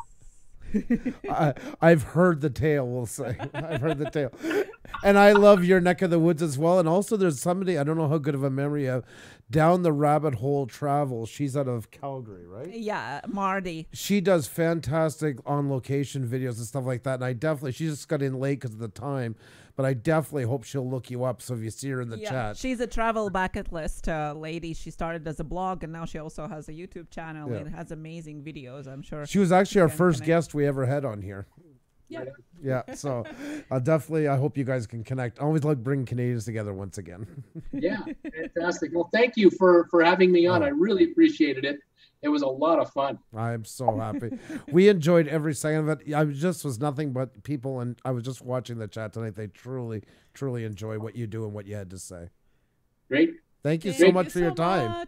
Thank you. Continued success. And right back at you, my friend. This is just the beginning, I always say. Take care, my friend.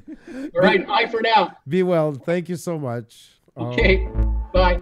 Bye. Oh, my God. He was awesome.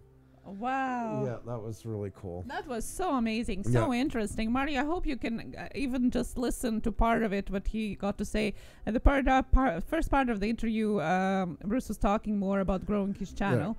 Yeah. And then the second part, he was talking about cruises and going on a cruise. We're going on a Mediterranean cruise now. I would thank God instead of your other plan of driving 4,000. Everybody in the chat just wanted to go on a cruise. at that certain minute, if you could just skip through it, Marty, I'm sure you're going to enjoy it. Guys, so if you just joined us now, if you get a chance to get back and see what he talked at the beginning about growing a channel and that, I mean, this guy was just phenomenal. I met him a while back. This is what I've been trying to do, is always reach out to people that we don't know directly in this community and expand it. And he has this awesome community. He's like live streams 8 times a week. The people in there are so kind, and I just love what he's built. I love what he's built, and the way to hear him talk about it tonight was just fantastic. Poor Marty, as always, always, I turn in at the end. Glad to see you recorded. Your record is solid. Hello to Gator the Legend, who just joined us too. So great to always have you in here. You were another past guest, and you just know I love you. It cost me a lot of money to get him to have a talk with Steph the other night from Best Friend Your Thread about her drinking. So I didn't know that. See, I didn't know that it was $5 and he gets to preach something. So I just got him to talk, and I didn't think the message got across. So I paid a couple of $5 once, but it was worth it. Oh my God! Thank you, everybody who just joined us as well. Soulful Music, thank you. Great that you guys enjoyed it. Aerial Views and Histories. Well, there are lots of interesting people out there on this YouTube platform, and as we always say, no matter how big or small the subscriber count is, the stories that people have, the passion, the energy that they can share, and it doesn't matter that your channel is not in the same category. We can inspire each other as personalities, as people. We hope we can open the horizons on a personal level as well, not just talking about YouTube. Most definitely. So we're really glad that you guys enjoyed that. I'm glad you guys enjoyed it. Thank you so much, Gear. It really is. The guy is just phenomenal. It was hilarious. Yeah, I'm glad you enjoyed it. Hey, you made a couple bucks and you made my night, so we were all good. Yeah, it was worthwhile. I had a great time. I hope you guys always know that we try our best. That's what you're saying tonight about busy. I just want to reiterate that. Please know if we ever miss anything you want us to see, or there's a special live stream coming up, DM us on Twitter, and we'll do everything we can. And if we ever do miss something, please know we're trying to spread ourselves as thin as possible, so we get a chance to support everybody. We try our best. So. And Tolson Jr. My goodness, thank you. And we didn't get to ask all of the questions that you guys are answering, so sorry about that. But I'm sure you can join one of his streams. He streams 8 times a week, so you can definitely go and check it out. All the social media websites are in. I'm gonna add the Facebook group as well. It's down in the description. I'm sure he's gonna answer them in his stream. Yeah. So I do apologize. There were tons of questions, and I'm sure would be more to come. People love traveling. Yeah. He's phenomenal, and his attitude and the way he's built his channel, and we're kind of all. That's what I like about him. We're kind of on the, and I thought by the way he does it, but once we got talking, I mean, he has a lot of the same beliefs on how to build a channel, and he just does it with such conviction. Like, he could really do a lot of great talks on that alone. Forget even the travel, which is amazing at. Well, yeah, exactly. And like some people ask, like, is he a travel agent? And no, it's just the passion in him. No matter what he's talking about, you can see right away through, and it is just the love of what he's doing, as he was saying. Like, he wakes up in the morning and he doesn't feel like he's working on it. He just enjoys the whole research thing and the traveling part, and that's what you can feel through. Travel agents force it. He has it naturally, and that's what I just loved it so much. It was really amazing. His growth has been like he says too. His growth has been. Oh yeah, he's close to 7K right now, and I mean that's just in a couple months really. He only hit 1,000 in February. Yeah.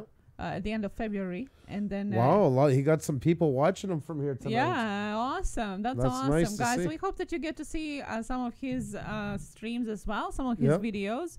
It's really entertaining. It's I know, Marty. There's a lot of buffering by times. It's so frustrating. That it literally like 20 people got bumped out tonight. I seen it right like literally like a drop. So yeah, but that's unfortunate. But we do hope that you get to watch some of it because was really, really interesting. Thank you so much, Aerial Views. That's really appreciated. It's a pleasure to have each and every one of you guys in here. And I want to take a moment to say that. Never forget that. I say it time and time again. It's not just blowing smoke. There would be nothing without you guys, because you guys are what makes this chat what it is. Like any live stream. Oh, Nomadic Bike, right back at you. You didn't have to do that. Oh, thank you so much. That's Appreciate you're that. just too kind, and it's not necessary. But I just you being here means the world. So anytime you can spend with us out of 1 billion plus channels, whether it's 2 minutes or 2 hours, once a day or once a week or anytime, is truly appreciated. Yeah. Why are you so sad down the rabbit hole? Wow, he has 6.7K. Yeah, he's really been. Yeah. He's really been pushing the channel. And he's a full timer. That's why I asked him at the beginning, and that's why I suggest to watch it, because it was very same things we talk about, and kind of applies to any travel or any YouTuber as well. He decided to go full time right from the get go. Hit 1,000 a day of apocalypse basically. Yeah. So last February, 20th of February, he hit 1,000.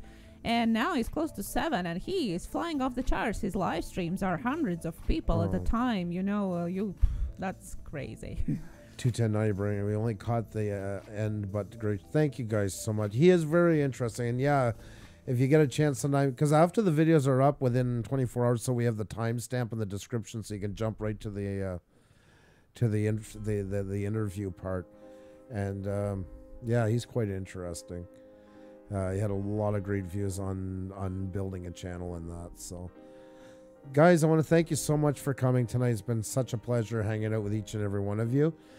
As always, if you haven't hit the like button yet, please do. Or if you haven't hit the subscribe button yet, it'd be an honor to have you. And we're going to pick out a live stream. And if you guys want to come, it's voluntary. And you know what? It's always good to support somebody else, throw it around. So, Xavier will pick one. And what about that was coming on? No? That might be worse. I know. No. Okay. Oh. Okay, so... Okay. Well, if you want to. Yeah, I think we should. Maybe take a look, because I can't really see all of my subscriptions here. Let me check. So, interesting about YouTube, because I'm on the laptop and Andrew is on the desktop, we have, when you press subscriber button, the suggested videos are different. And it just shows again that AI really reads what you're watching it from, and the suggested videos are going to be different depending on what kind of screen you're using, because it optimizes it the best for the kind of content you have been watching on the following devices, you know. So that's why when you come home and start watching it on a desktop, it's going to suggest to you different streams or different videos, more like to what you've been watching at home, not the ones that you've been watching in the morning through the phone, maybe, you know, which is really interesting. And I can see it right away. And you get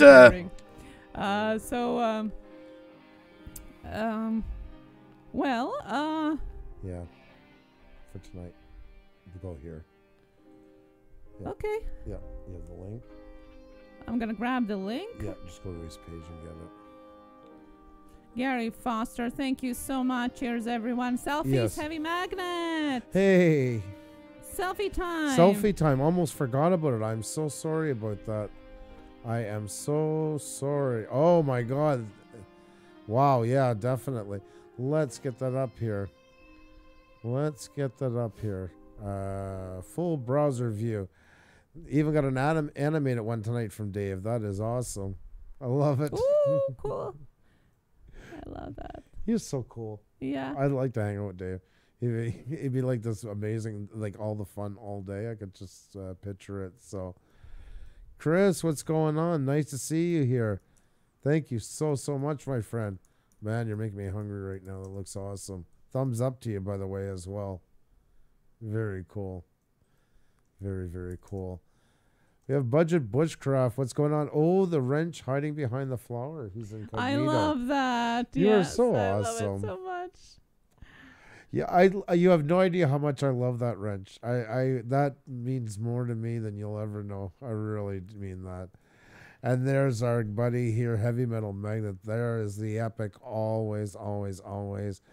The storm is about to hit LA. Going to stay dry with some garage time at Puša Studios. Well, I'm honored. I love it, man. Your selfies are epic. Oh, yeah. Oh, got to get a heart on there right away. There's heart. Oh, Kat, nice to see you. Missed you so much. Yeah, I'm really happy to see you in here. You are such a sweetheart. Yes. Thank you so much for dropping in today. Looks good, too. I love the glasses. Wow. Oh, yeah. I think she recolored her hair to be even more mermaidy. Yeah, I know. Are you starting to try to grow a tail? I want to know now. Here's the time to tell everybody. Oh, that was so awesome. And guys, I'm dropping you a link, hashtag from Puša with love read. If you can drop in and show some support and love, everybody needs it sometimes. Yep. And we are a community here, so let's show some love. And we'll see you.